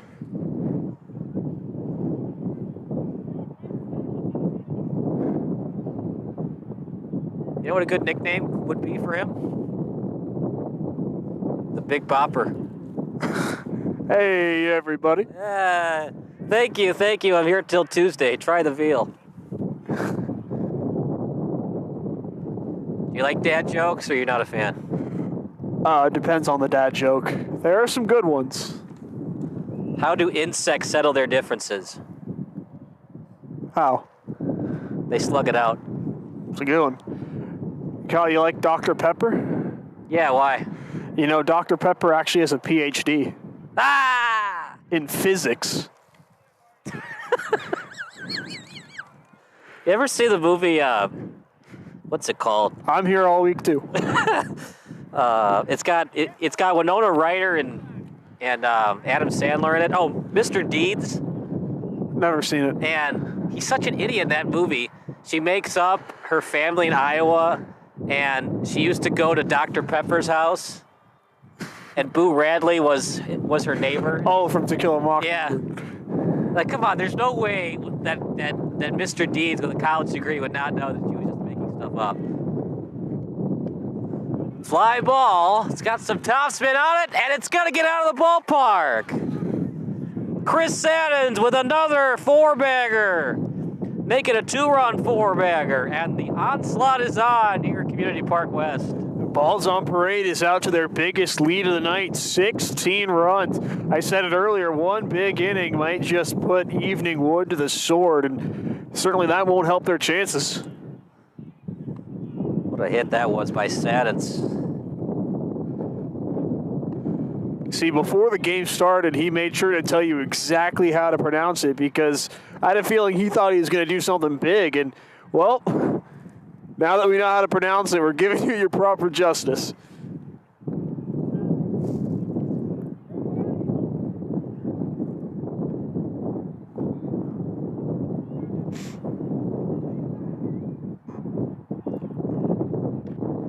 That one's hit well to left.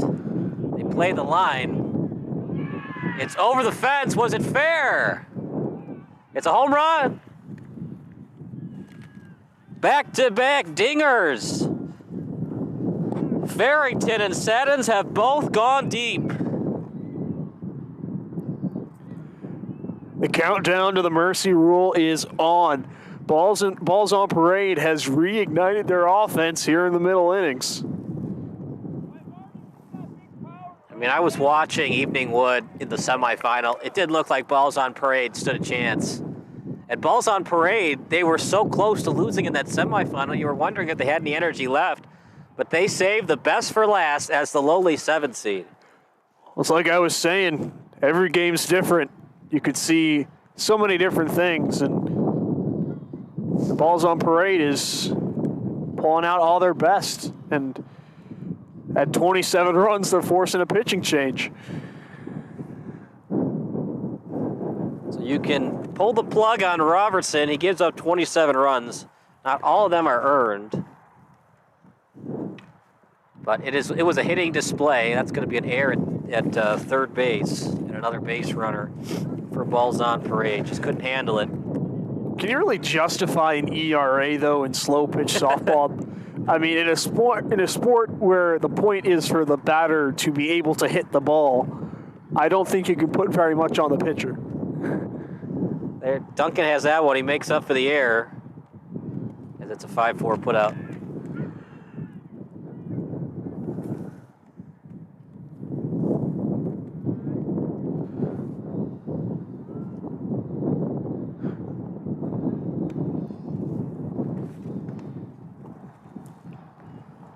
What a game it's been for Saddens and Farrington. They both have 2-run homers. Each of them with 2 2-run bombs. But the major story of this game is the fact that Clifford in the 10 spot, who just showed up from a flight, is 4 for 4. Fly ball caught out at second base. Hey, planes, trains, and automobiles, and he's really shown up here for this final.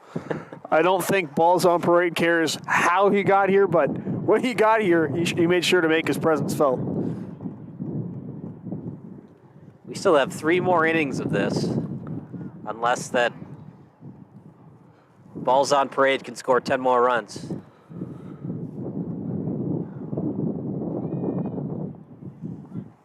In there for a strike. We might see the strike zone widen a little bit for balls on parade in the last 3 innings.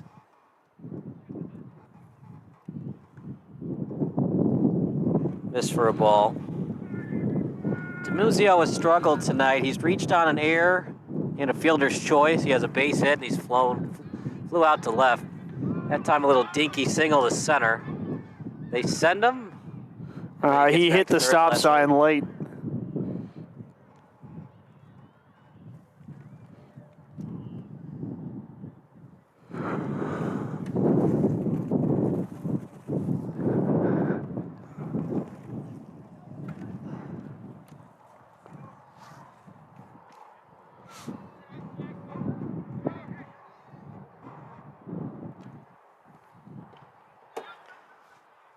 That's going to stay fair for a little number base hit.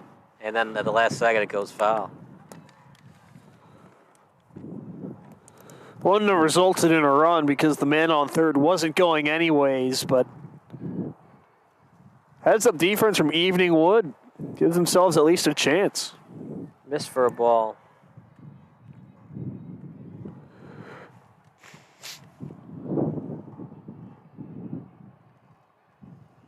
Outside for a ball, 2-2.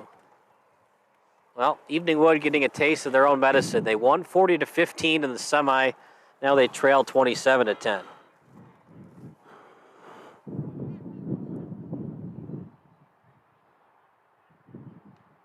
Fly ball stays up in the air. It's going to be caught that time by Reese. Top of the 7th, Evening Wood needs a lot of runs to come back. You're watching Evening Wood against Balls on Parade here on SBS. Sports Broadcast Solutions is a broadcasting network for everyone. For those of you who would like to broadcast or live stream your event, or maybe make a highlight tape but would like a sponsor to fund the event, SBS has a myriad of ways to advertise your sponsor during our broadcasts. We have commercials. We have on-air reads by the announcers. Albatross Physical Therapy and Wellness specializes in pain-free. We have graphics, and we have watermarks. Finally, Sports Broadcast Solutions can create a commercial for you or your sponsor. Whatever your sports broadcast needs, we are at sportsbroadcastsolutions.com.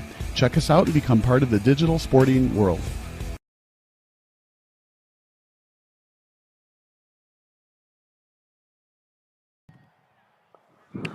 Final reminder, the text line's open. Your favorite MLB memory, text it to 330-957-7653. You know, let's get the text line started early. Kyle, what about you? What's your favorite MLB memory? I was at the Brzezinski drop third strike game. My seats were in left field. And are you, just to clarify for those that want to text in, is it restricted to games that you attended or just straight up? Okay. That's kind of cool. I didn't realize you were at that game. Yeah. My dad had season tickets to the White Sox. No kidding. I had a broken finger at the time, so my dad made sure that the Sox fans weren't whacking into it. Little fly ball out to shortstop. Almost a collision, but good job getting out of the way that time by Clifford. Being the Cubs fan that I am, I think the easy answer is winning the World Series. And while that is a big memory, I'll dig a little deeper on that. But when the Cubs were playing the Giants in the NLDS, I had tickets to Game 3 at what was then called AT&T Park. And I got to watch Jake Arrieta hit his 3-run home run against Madison Bumgarner to break his, I think it was somewhere in the range of 20-inning consecutive scoreless streak in the playoffs. Yeah, because he had pitched that one-game playoff against the Mets. I think he threw a complete game against the Mets. He did, in the wild card game when it was only one game. I do like the new format, though. It stinks this year because we had the strike, so the season had to start later, and now we're going to have all the World Series games, it seems like, in November, but I like it. What I don't like is that the Mariners played all those games and they only got one home game. That's what kind of stinks about it. It's going to happen sometimes. There's always drawbacks to it. But hey, at least it's not 16 like the owners originally wanted. I'd be okay with, 8 for each league, 16 total. What I don't like is how many games there are, and I get it, like 162 games, there's so much TV revenue to make, but there's just games in the dog days of August, like between the Diamondbacks and the Padres, that just nobody cares about. I mean, coming from someone that calls professional baseball for a living, I totally understand your pain, but... Well, Live ball into right, and it's going to reach the stands for a 2-run four-bagger. Put 2 more on the Jumbotron. Evening Wood now needs 15 runs to tie. Hey, little by little. Evening Wood has had some of their big swings. Greg Reese has reached base all 4 times. He's 3 for 4, though, as he reached on an air back in the 4th.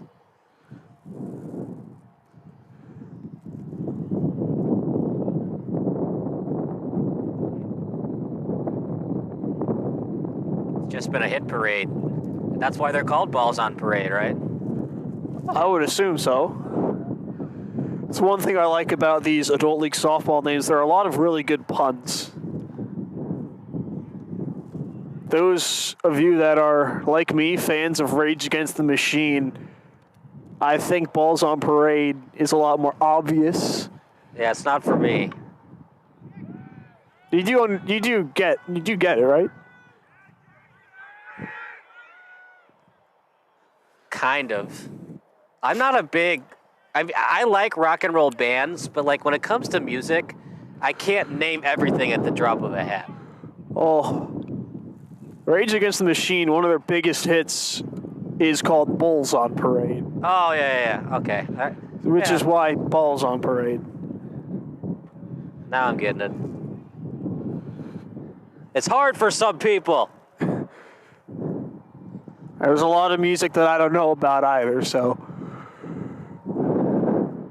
But I also just happened to be 10 years old when Bulls on Parade was on Guitar Hero, so unfair advantage there.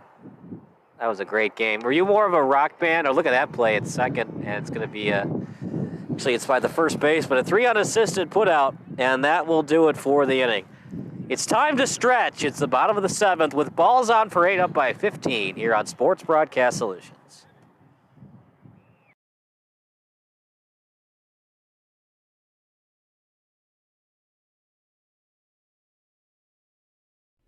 Sports Broadcast Solutions is a broadcasting network for everyone. For those of you who would like to broadcast or live stream your event, or maybe make a highlight tape, but would like a sponsor to fund the event, SBS has a myriad of ways to advertise your sponsor during our broadcasts. We have commercials. We have on-air reads by the announcers. Albatross Physical Therapy and Wellness specializes in pain-free. We have graphics, and we have watermarks. Finally, Sports Broadcast Solutions can create a commercial for you or your sponsor. Whatever your sports broadcast needs, we are at sportsbroadcastsolutions.com. Check us out and become part of the digital sporting world.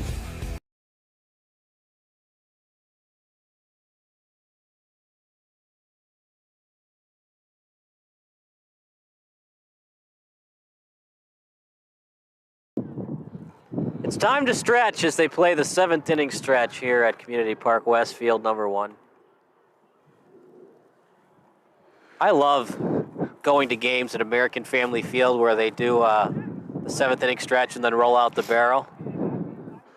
One of my favorites. I've not been to a Brewers game since I was maybe 8, so... Just don't wear the Cubs jersey when you go to American Family Field. They don't like that. I can fight for myself. All right. I won't be there to help you, though. If it's a Cubs-Brewers game, you might make it back to your car. But if you wear that Cubs jersey for like a Brewers-Cardinals game, they don't. Well, then I draw equal ire from both fan bases. But I always found it interesting, roll out the barrel. I know it's like the big Green Bay Packers song, and I like it. It's a big Wisconsin thing, but the league I work in, the American Association, there's a team in Texas, and they play roll out the barrel to introduce the beer batter. That's pretty cool. Never understood that, seeing as how they're from Texas, but... Well, you know, there's Germans that live in Texas. It's an old German song. Right.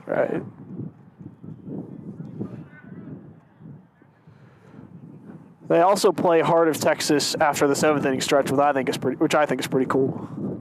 I mean, you got to, right? It's like if you go to an Alabama football game, eventually they're going to have to play Sweet Home Alabama. I was thinking more so Dixieland Delight. That too, yeah. Clifford to lead it off. He is 4 for 4 tonight. It's got to be tough, partner. You fly in with no time to practice and get warmed up, and you get 4 hits. He's going to be telling his grandkids about this game, I'm sure. And he had to walk 15 miles to get here. Fly ball. That carries. And it's going to be a home run. We'll make him 5 for 5. Wow. Patrick Clifford with the game of his life. Well, some fans might call it a cheap home run, but you know what? You play with a field with less than 300 feet to deep center, that's what's going to happen. Well, you got to give these guys credit. They're putting the swings on the ball that'll get it out, so it's not easy. And according to my sheet, he is now a double away from the cycle. And he will probably not get another at bat unless they bat around in the 8th. Fly ball into right, but that's going to scatter to the foul side of the foul pole.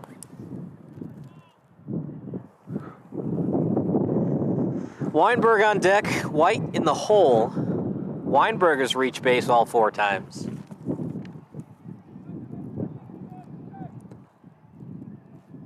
It's always a good sign when your 10 and 11 hole hitters are getting on base. Shoots the box. And that's what I was talking about, partner. I know it's too late now. You're already down 28-12, but I would have liked to see for Evening Wood to make some adjustments, move those second base and shortstop closer to the bag. I know nobody's on base and you don't want to play double play depth, but they weren't really hitting it to the shortstop, third base hole or in between first and second. They were shooting the box all night and you just didn't see any adjustments from Evening Wood on defense. Well, that's one of those, maybe you think about it a little more the next day than you do right now, but I do agree with you. Championship game, you have to make the tough decisions, and clearly the ones Evening Wood made just didn't slow down this balls on parade offense. It also didn't help that Saddens and Farrington both went deep twice. That's a nice drive into right. And a nice catch.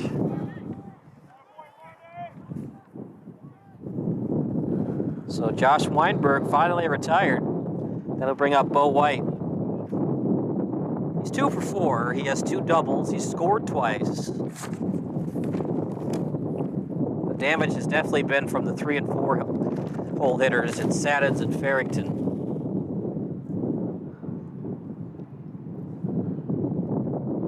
Line drive into the outfield. Takes a good route to the ball. He dropped it. He Brant Browned it. And the runners keep going. It's going to be an E7. No triple. And no RBI. That's why you got to use 2 hands, partner. Especially in this wind. That ball took a sharp left turn at the last second, and he just wasn't ready for it. What a game for Clifford and McAdam. They both scored 4 times tonight.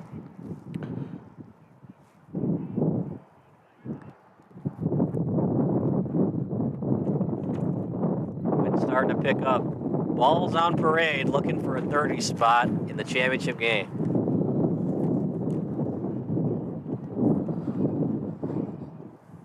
Outside for a ball. Well, think about it this way. They're 8 runs away from a mercy rule. For those that are keeping track. That was flat, but he'll swing it anyways. Finds the gap. Another run scores. And it'll be a double for Saddens.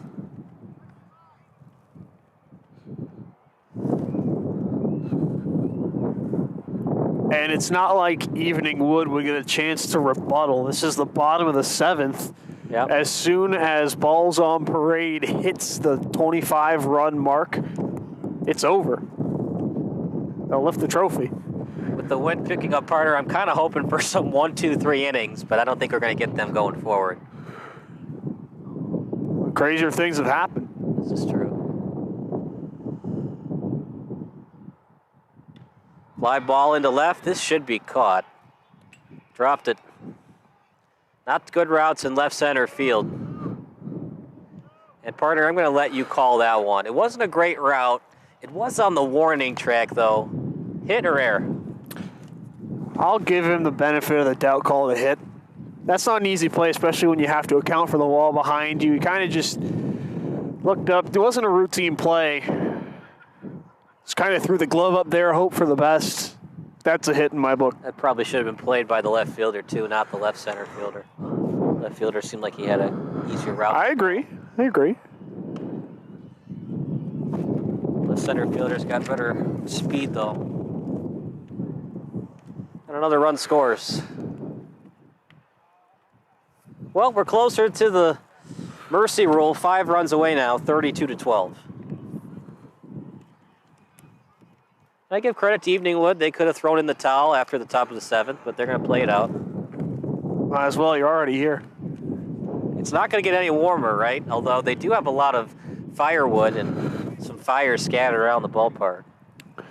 Yeah, they also have the electric heaters, too, so both dugouts are certainly not lacking options of how to get warm. Grounded to third. Duncan will play it as they try to turn 2, and they get it. 5-4-3 on the double play. We go to the top of the 8th. Eveningwood needs a miracle. You're watching Eveningwood against Balls on Parade here on SBS.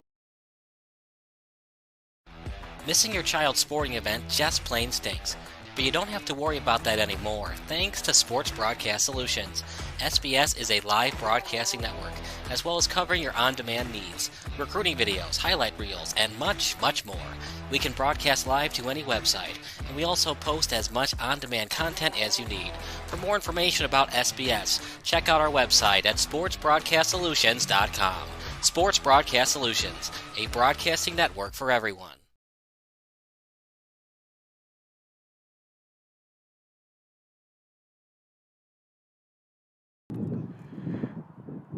What else can you say, partner? An extremely impressive performance by Balls on Parade.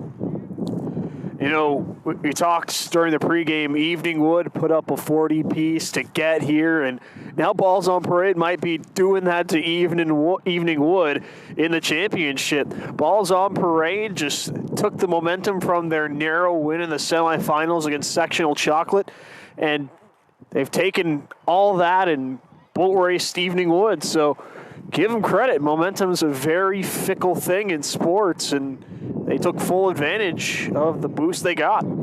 Didn't get a lot of production today from their 5-hole hitter and Joe Chasson at Eveningwood. Just went 1 for 4 in adulting softball, partner. 1 for 4 days, about as equivalent to an 0 for 3 day in baseball. Just did not get much from him. And you look at the leadoff hitter and Kevin Casey, 1 for 4. Brian Jacober, the 2-hole hitter, he has had a terrible game, just 1 for 4 and a couple of errors. When you're playing from behind, you got to get more hits, and Eveningwood just couldn't get them tonight. And this being adult league softball, the expectation is that you get 2 to 3 hits a game. It's not like baseball where the pitcher has a multitude of pitches he can throw. The only thing you can do in this is just lob it up there. The point is for you to hit it, and these guys have just not been hitting it. And there's times when the pitcher throws a beautiful 10 to 12-foot ball where it's hard to track and, get the weight back to drive it, but ground ball to second. This should be an easy out, and it is. 4-3 on the put out, 1 up, 1 down. Good job by McAdams throwing it over to White.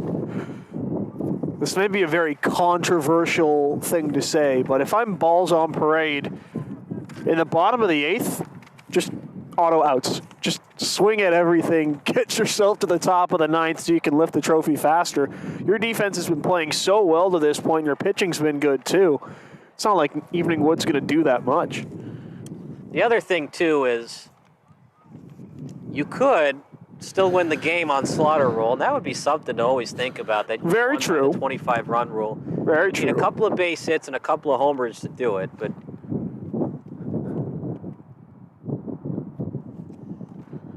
fly ball into right. This should be caught, and it is. Good job getting it under it by Chasen. 2 up, 2 down. Too little, too late, though, as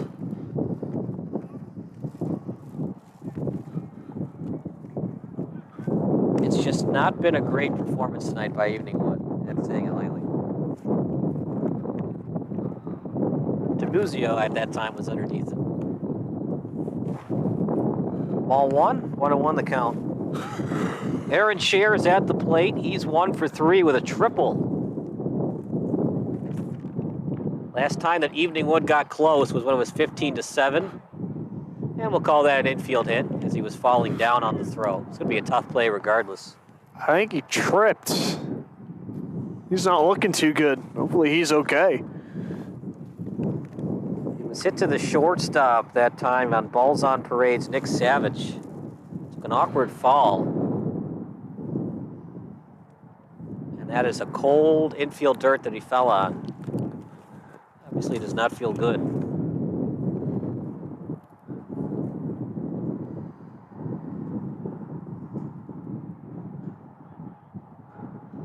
Up by 20 runs, that'll probably do it for the day for Savage. No reason to come back in.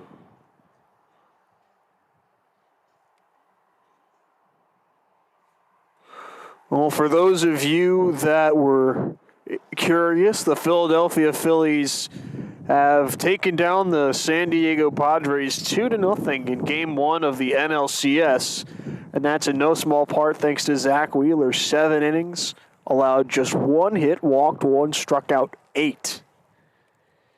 Didn't he used to pitch for the Mets? He did. That's just so Mets. They don't re-sign him, and now they're 3 runs away from the World Series.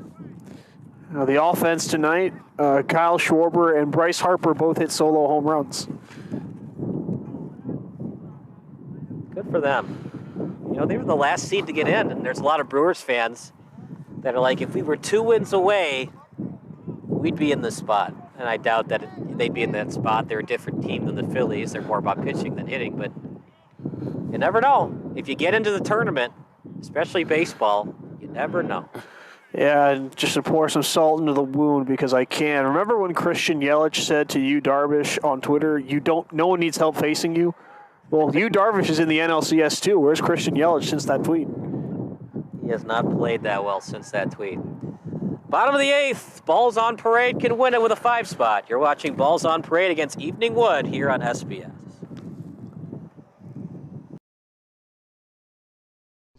Sports Broadcast Solutions is a broadcasting network for everyone. Let SBS broadcast your sporting event. We have experience and can generate excitement and permanent digital memories for your team. Tonight, that time, finally a goal for the Stampede! We have professional videographers using high-definition modern-day cameras, color analysts, and play-by-play announcers with state-of-the-art, classy graphical scoreboards to keep you updated.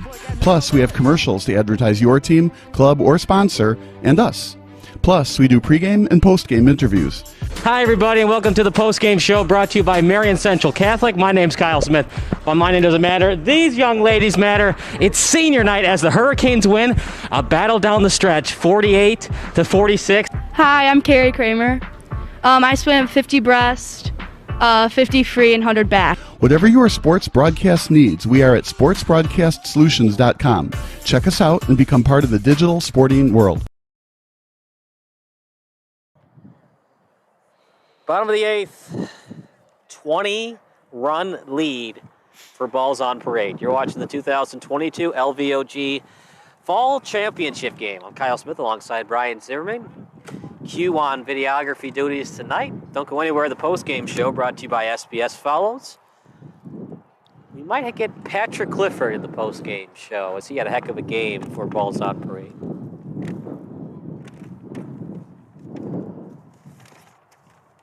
It's never a good feeling to lose by 20 runs, partner. It's even worse feeling when it's 40 degrees outside.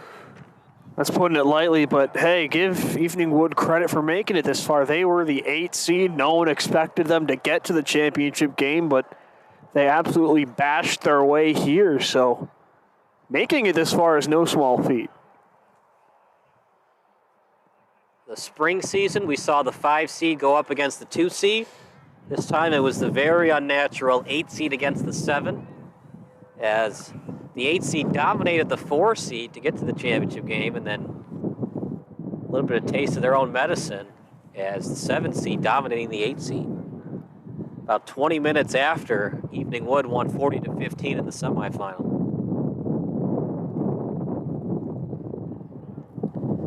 Takes the walk. I don't know if I like that, partner. Up 20 runs, I would just be swinging at everything. I mean, you're right, but he wasn't getting anything to hit, so I can't blame him.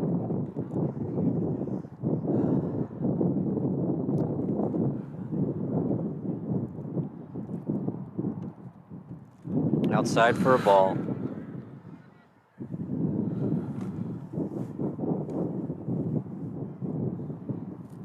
That one's flat. Oh, you got to wear that, kid. We got ice. Well, it's also 40 degrees, so. We've got heat. Outside. Got icy hots. Icy hot. Remember when Shaq did those icy hot commercials?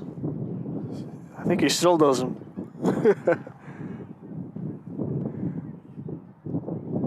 I don't think there's a commercial that Shaq has said no to. He did the General. He's done Buick. Epson printers. Yeah. Line drive into the outfield. Well, we thought about it. Would balls on parade go for the Slaughter? And they certainly are. They get the leadoff walk they wanted, and now a base hit.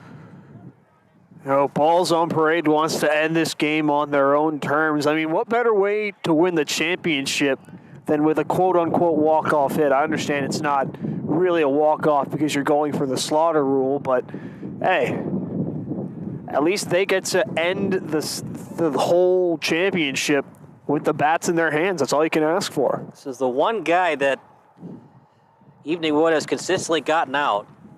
No Shea with a grounder, and it's an E4. Bases will be loaded. Oh, so then what do you call the guy on deck now? The Slaughter rule run? Get the grand slam and then go back to back. Well, if Clifford gets a grand slam, we'll definitely have him in the post-game show.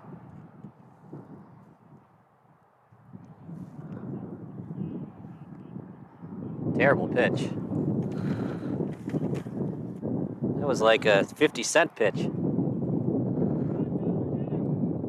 You ever seen that? I have the one where he bounces it and it ends up like hitting the cameraman. The worst, though, was Carly Rae Jepsen. I knew you were going there. Why did I know you were going there? You know me too well. Terrible pitch again. Just a bit outside. It's funny. I remember the announcer after saying that because it's been on YouTube a bunch. Like, I know she wrote "Call Me Maybe," but maybe not for pitching lessons. Has she made any good singles since that song? Honestly, I have no idea. That was I was in college then. That was quite something with "Call Me Maybe."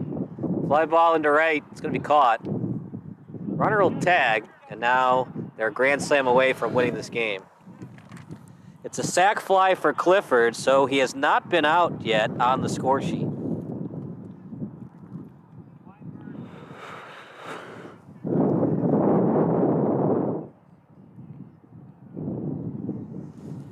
Dusty McAdam, he struck out on a couple of foul balls.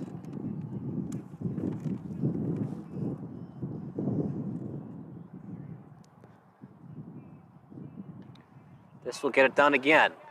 It carries, but it'll be a catch for the left center fielder in Casey. And the 11-hole hitter does it for McAdam. It's looking less and less likely that we're going to see a mercy rule, but Balls on Parade, hats off to everyone in their lineup. That's their 11 hitter getting the job done once again. He's been as tough and out as the top of their lineup. He calls time. Remember, it's not when the batter calls time. The home plate umpire's got it granted. Back to the top of the order for Balls on Parade. That's a liner into the outfield, and it's going to drop for a hit. And I think they had that was not Weinberg. I think they had an entry. Anyways, they had a pinch hitter for the 12th. Yeah, this is Weinberg. Here we go. But how about this? If the captain of Balls on Parade hits a home run to end the game. What a story that would be for him. Line drive into the outfield. They will score at least one, make it two, and they're one run away from the slaughter. Well, let me amend that then. The captain could be the game-winning run.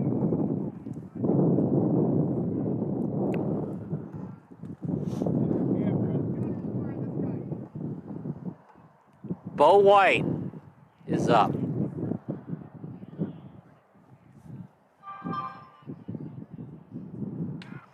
And he gets it through the infield for a base hit.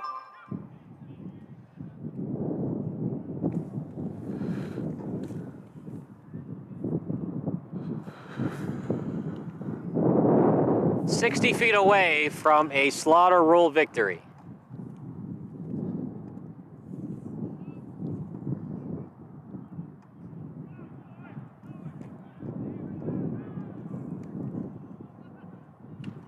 Fly ball. Casey gets a track on it, and he catches it to avoid the slaughter.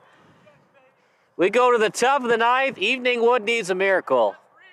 You're watching Balls on Parade against Evening Wood here on SBS.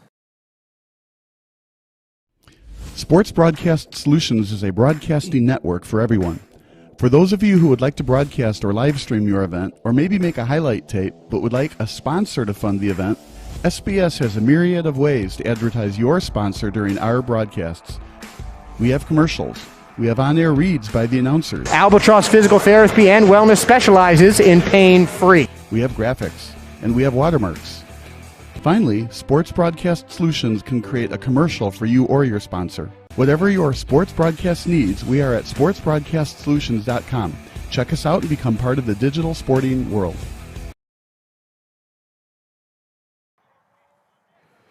36-12. You need 24 runs. You need 3 base hits, a grand slam, 3 more base hits, a grand slam, and a lot more grand slams after that. 12 coming up for Evening Wood, you were saying? As long as Evening Wood has a chance, though, they're going to give it their all and make sure that if they're gonna go out, it's not going to be because they weren't trying hard. Well, they're going to try to get him at first. Great throw, and they got him!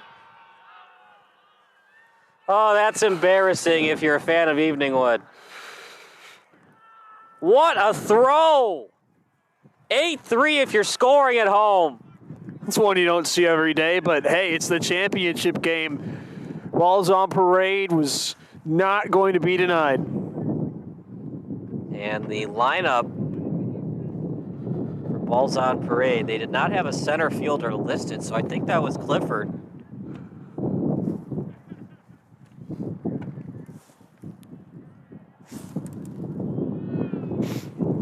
What a game for Clifford. Swung on and missed. That was a strikeout there. Imagine that being your top of the ninth, down 24 runs, getting thrown out 8-3, and then striking out on 2 pitches. Wow, that's maybe not the way you want to go, but also, those are the breaks sometimes. You have to think maybe Evening Wood was just cold, and that's why they're not hustling to first base on a base hit. But also fair.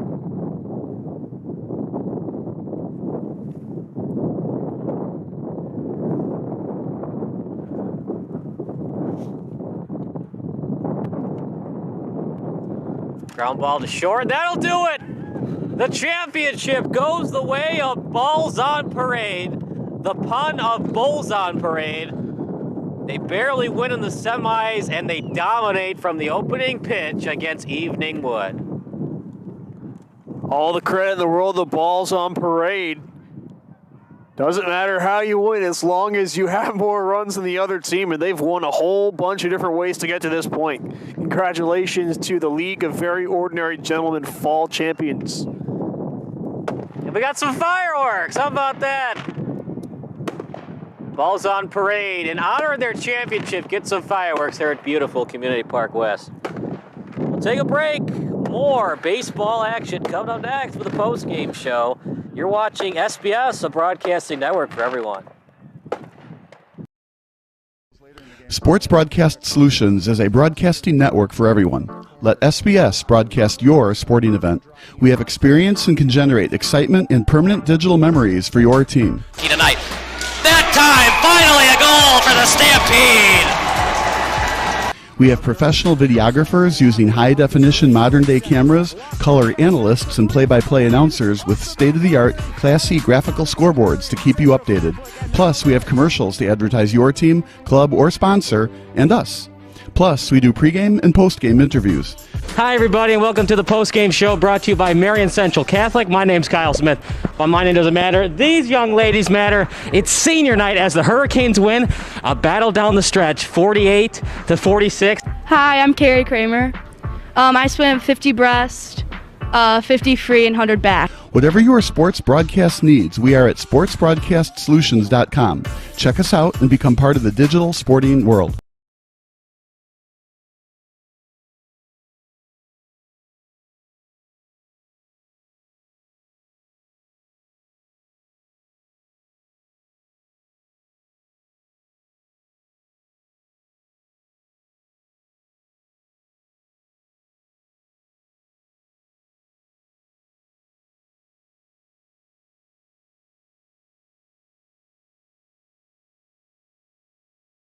This is Sports Broadcast Solutions, a broadcasting network for everyone. Check us out at sportsbroadcastsolutions.com and become part of the digital sporting world.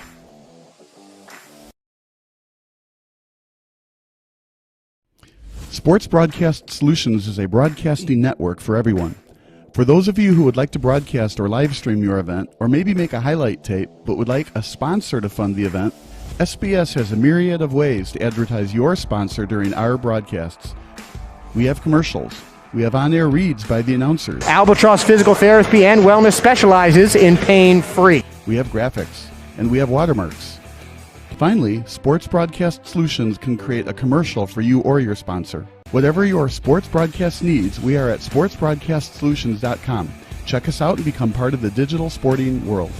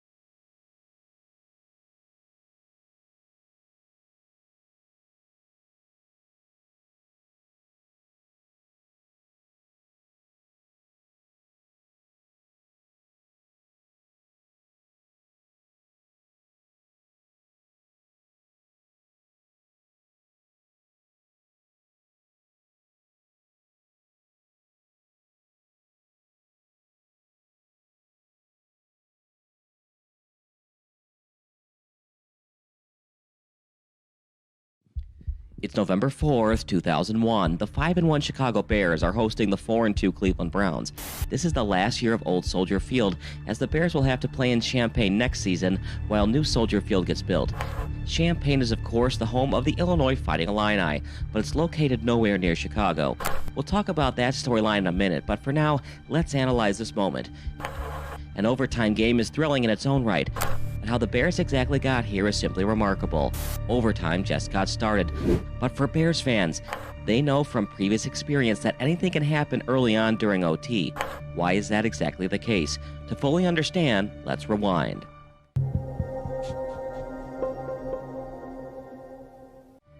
The Bears entered Week 7 with a record of 5-1, but really, they should at least be 4-2. A 15-point deficit halfway through the fourth quarter, with starting quarterback Jim Miller exiting the game in the second quarter with a left hip pointer. Things looked very bleak for the Bears. but Chicago overcame deficits of 28-9 and 31-15 to somehow force overtime. Shane Matthews, the backup quarterback for Chicago, went against the odds and completed 12 straight passes late in the second half. Even still, the game seemed practically lost when the Bears offense faced 4th and 3 at the 49ers' 8-yard line. But Matthews threw a frozen rope to tight end John Davis to keep the chains moving. It took everything for the Bears to tie the game. Besides Matthews having to complete 12 consecutive passes, it also took an official's review for the Bears to cut the deficit down to 31-29.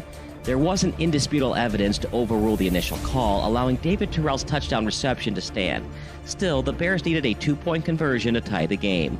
Gut check time for the Bears, and on their first ever 2-point conversion of the season, offensive coordinator John Shoup relied on the rookie tailback for an I-formation 2-yard run. With Jeff Garcia, Garrison Hurst, and Terrell Owens all primed to make the Pro Bowl, Mariucci trusted his offense against the usually stellar Bears defense. It turned out to be the wrong move. Trusting in Owens, Garcia connected with the future Hall of Famer over the middle, but Owens choked and dropped it, going right into the hands of Mike Brown. The rookie safety caught the drop pass and ran into the end zone for a pick-6 victory. Just like that, the Bears are riding a 5-game winning streak headed into another home game against Cleveland. Remember how we said this is the last year at nostalgic Soldier Field? Chicago was reeling from the September 11th terrorist attacks, especially since it was quickly found out through United States law enforcement that the Sears Tower could have been one of the targets on a suicide mission. Al-Qaeda notes from a captured terrorist operative proved that Osama bin Laden originally wanted to target the largest buildings in Los Angeles and Chicago, but then ultimately changed his mind. Chicago firefighters even volunteered to drive to New York City to help out at Ground Zero, knowing quite well that the Sears Tower could have been just as bad as the inevitable tragedy of the Twin Towers kamikaze mission. As the country continued to recover from the 3,000 people dead on that fateful day, the 2001 season turned out to be a true underdog year for the Bears. The Bears, who hadn't won the division in 10 years and hadn't even played in the postseason since 1994, entered Week 8 in first place of the NFC Central Division. In the last year of Soldier Field, in a season that had to start Week 2 one Sunday later due to the events of 9/11, the Bears helped the healing process of their fans by winning games in the most unconventional of ways. In 3 of the Bears' 5 consecutive wins, Matthews or Miller each threw at least 2 interceptions per game. After scoring just 9 points through the first 7 quarters of their season, the Bears scored 14 unanswered points to beat the Vikings, then demolished the Falcons and Bengals. For a franchise who won't even be playing in Chicago in 2002, a division championship this season is very crucial to try and lure free agents. Remember, the Bears had to settle on Champaign-Urbana to be its home next season, with Memorial Stadium having 11,000 more seat capacity than Ryan Field, the home of the Northwestern Wildcats in nearby Evanston. Having the games at the University of Notre Dame was an appealing destination, but with most of the fans living in Illinois versus Indiana, President Ted Phillips and the franchise decided that Memorial Stadium would be the best fit. New Soldier Field will be ready by the 2003 home opener. Richard M. Daley, along with the NFL and city officials, decided to invest $587 million to renovate Soldier Field. Only $200 million is coming from the Bears. The other $387 million came from bonds that would be retired from the city hotel tax. The Bears also had to take out a $100 million loan from the NFL for stadium improvements, but they plan to recoup their expenses from a personal seat license fee at New Soldier Field. In other words, this is a very expensive venture from the charter franchise. The new stadium will have 61,500 seats, 8,000 club seats, and 133 luxury suites. But there will be fewer tailgate lots around the stadium to make room for its 2,500 space underground parking structure between the New Soldier Field and the Field Museum. As such, it's very important for the Bears to remain relevant in 2001 so that fans will make the drive to Champaign in 2002 and will still be excited for the new stadium come 2003. And as we see on the screen, the Bears are tied with the Browns early on in overtime. But the Browns are a Cinderella story in its own right. The Browns are a new franchise, but not really. The old Cleveland Browns, who were owned by Art Modell, moved to Baltimore following the 1995 regular season. According to Modell, he had no choice but to move because Cleveland didn't have the funds to build a first-class stadium. When Modell said the move to Baltimore was official, a public referendum passed to fund the improvements to Municipal Stadium. It was too little too late, though, as Modell wanted the Cleveland Browns to become the Baltimore Ravens. Cleveland never won the Super Bowl, but in just its 5th season in Baltimore, the Ravens won the big game in dominating fashion. The Ravens had to begin operations in 1996 as an expansion franchise, but with 2 first-round picks that April, they drafted franchise staples in Jonathan Ogden and Ray Lewis.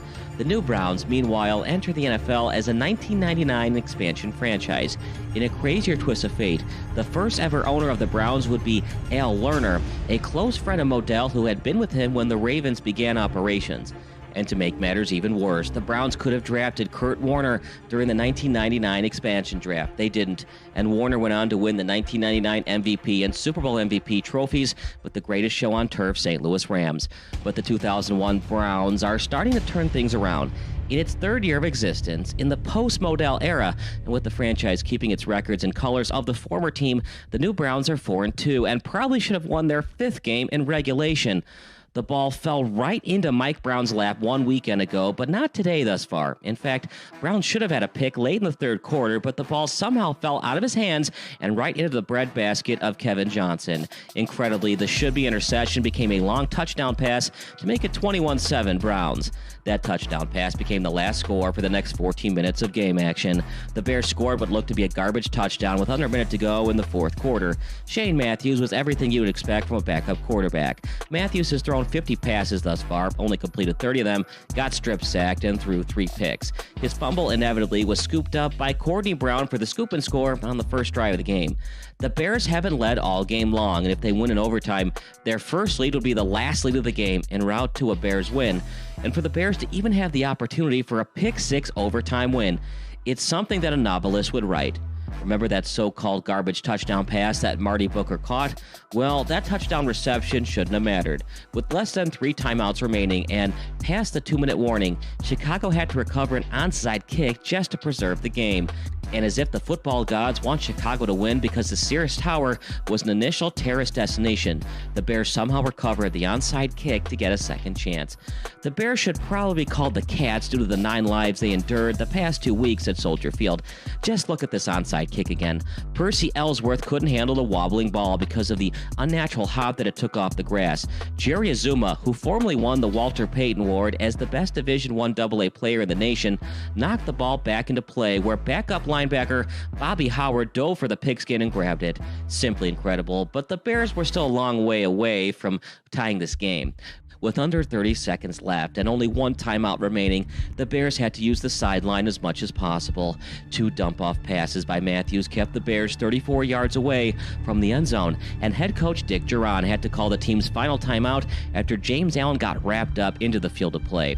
Knowing quite well that this would be the last play of regulation, Matthews took his time in the pocket. Then he stepped into his throw and delivered a Hail Mary heave. What do you do when it comes to a Hail Mary? Knock it straight down, of course. But rookie David Terrell might have knocked it towards his teammates or Ellsworth, and running back James Allen made an acrobatic catch right on top of Marty Booker for the potential game-changing TD catch. Paul Edinger knocked home the game-tying point-after touchdown to tie the score. It's just incredible that the Bears are in this spot. Des White has overcome 2 bobbled passes to keep his feet in bounds, and the Bears only had a 3% chance of winning the game prior to the memorable onside kick recovery. What a change of events. But unfortunately for Browns fans, they've seen this type of choke job before. From the drive to the fumble, and from Red Right 88 to not drafting Kurt Warner, this fan base has seen it all in terms of disappointments. Just whenever the Browns seem to have things wrapped up, John Elway miraculously drives down the length of the field, 98 yards to be exact, for the game-tying score. Just when the Browns seem to be moving on to the next round of the playoffs, their fans saw Brian Sipe throw a pick in the end zone. And when Ernest Biner was a couple of yards away from tying the AFC Championship game, he fumbled inside the 5-yard line. It's deja vu all over again for the Dog Pound Nation. Or perhaps maybe not. Even though the Bears won the coin flip, the Browns defense did what they did most of the game and held the Chicago offense to a 3-and-out. It's now up to former #1 overall pick Tim Couch to get it done for the Browns. Remember, the Browns selected Couch over Donovan McNabb in 1999. So far, McNabb looks like the better quarterback, but the Browns are 1 drive away from moving to 5-2 on the season.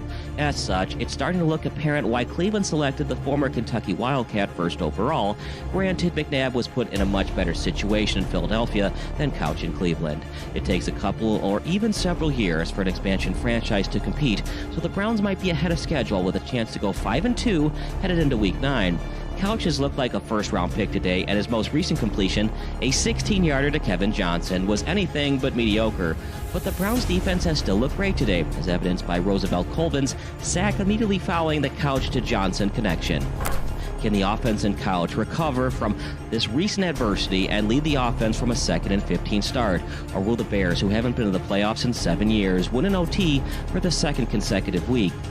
The Bears are somehow finding ways to win games with journeyman quarterbacks in Miller and Matthews. Incredibly, the Bears also could have had Warner as their signal caller. Michael McCaskey and Bears ownership called Warner's agent, but Warner had to keep canceling the mandatory tryout/workout due to his upcoming wedding and subsequent honeymoon. Welcome to the post-game show, brought to you by SportsBroadcastSolutions.com. Check us out at SportsBroadcastSolutions.com, a broadcasting network for everyone. I'm Kyle Smith, but I don't matter. These young men matter. Balls on Parade. Balls on Parade wins 36-12. They were 1 run shy of the slaughter rule here at Community Park Field West. We talked to you in the pregame show, Josh. You win by 1 run. For the championship game, you win by 24. What does it feel like? Feels really fucking good! Really fucking good! Very good, very good. Luckily, we're not funded by the FCC on that one. Big time win, 36-12. Were you guys looking for the slaughter rule in this game? No, we just came out to win. Absolutely. For people that don't know, what is your name and what did it feel like winning the championship game? My name? Yeah. Eric Noche. What did it feel like? I mean, hey, what we said at the beginning of the game is we were the only ones that wanted to be happy today. And we were. It was fun. It was fun. Let's fucking go. No chains. Absolutely. Big time win for your team tonight. Yes. You were the 7th seed. Yes, we were. And you found a way to get into this championship game. Some people doubted us. Some people made posts on social media, didn't think we were going to be here, but we found our way here. We're going to hold on to this feeling because we got 6 cold months before we get out in the field again. So, man, we're going to keep us warm for the next 6 months. October is where champions are made, right? Let's go. Legend. That's right. We're going to Disney World! We're going to Disney World! He broke a record, 27 home runs in a 2-game stretch. Oh, no, we're excited. This is a group effort here, man. We came with a game plan. We got it done. We executed. It was the best time ever with these boys. Great time. Ferguson executed about 7-8 home runs. Yes. Hit a light out there. Guy was amazing. You guys were you guys referencing Roy Hobbs when he hit the lights? We were. Yes, we were. The natural. Wonder boy. The natural of Beer Lake softball right here. Savage, get in here, dude. Hey, you know what? You know what else though? It was amazing. This league is unbelievable. 7 versus 8 tonight. Hats off to those guys. I mean, the fact that they made a run, we made a run. Anything's possible. The draft works. The league's amazing. It's just unbelievable experience. Hey, before we hand it to Savage, who got us to this week, thank you to Adam. Thank you to the board. Thank you to 180 guys that make all this possible. Thank you to the Blues, the umps. It's special. It's really special. But AD makes this happen. He's curated such a special community, and it's made something that's way bigger than softball. This just happens to be our vehicle for doing it, but so grateful for what they do, and we're about to, baby. Let's go, Pop. Let's do it one more time. Hey, let's go. Hey, on 3, boys. Let's go, boys. Hey, we're going to bop. You ready to bop? Okay, come bop, baby. Let's go, boys. Count us off. Give it back. Count us off, baby. 1, 2, 3. Bop! Let's go. Thank you. Thanks for doing this tonight, man. Yeah, that's a post-game show. So far, excellent crew. Bob Vilsaway in the studio. Ryan Zimmerman on color duties. Q doing the videography. I'm Kyle Smith signing off. Once again, final score. Balls on Parade wins the 2022 Fall Championship game 6-12. And we'll see you next year on SBS.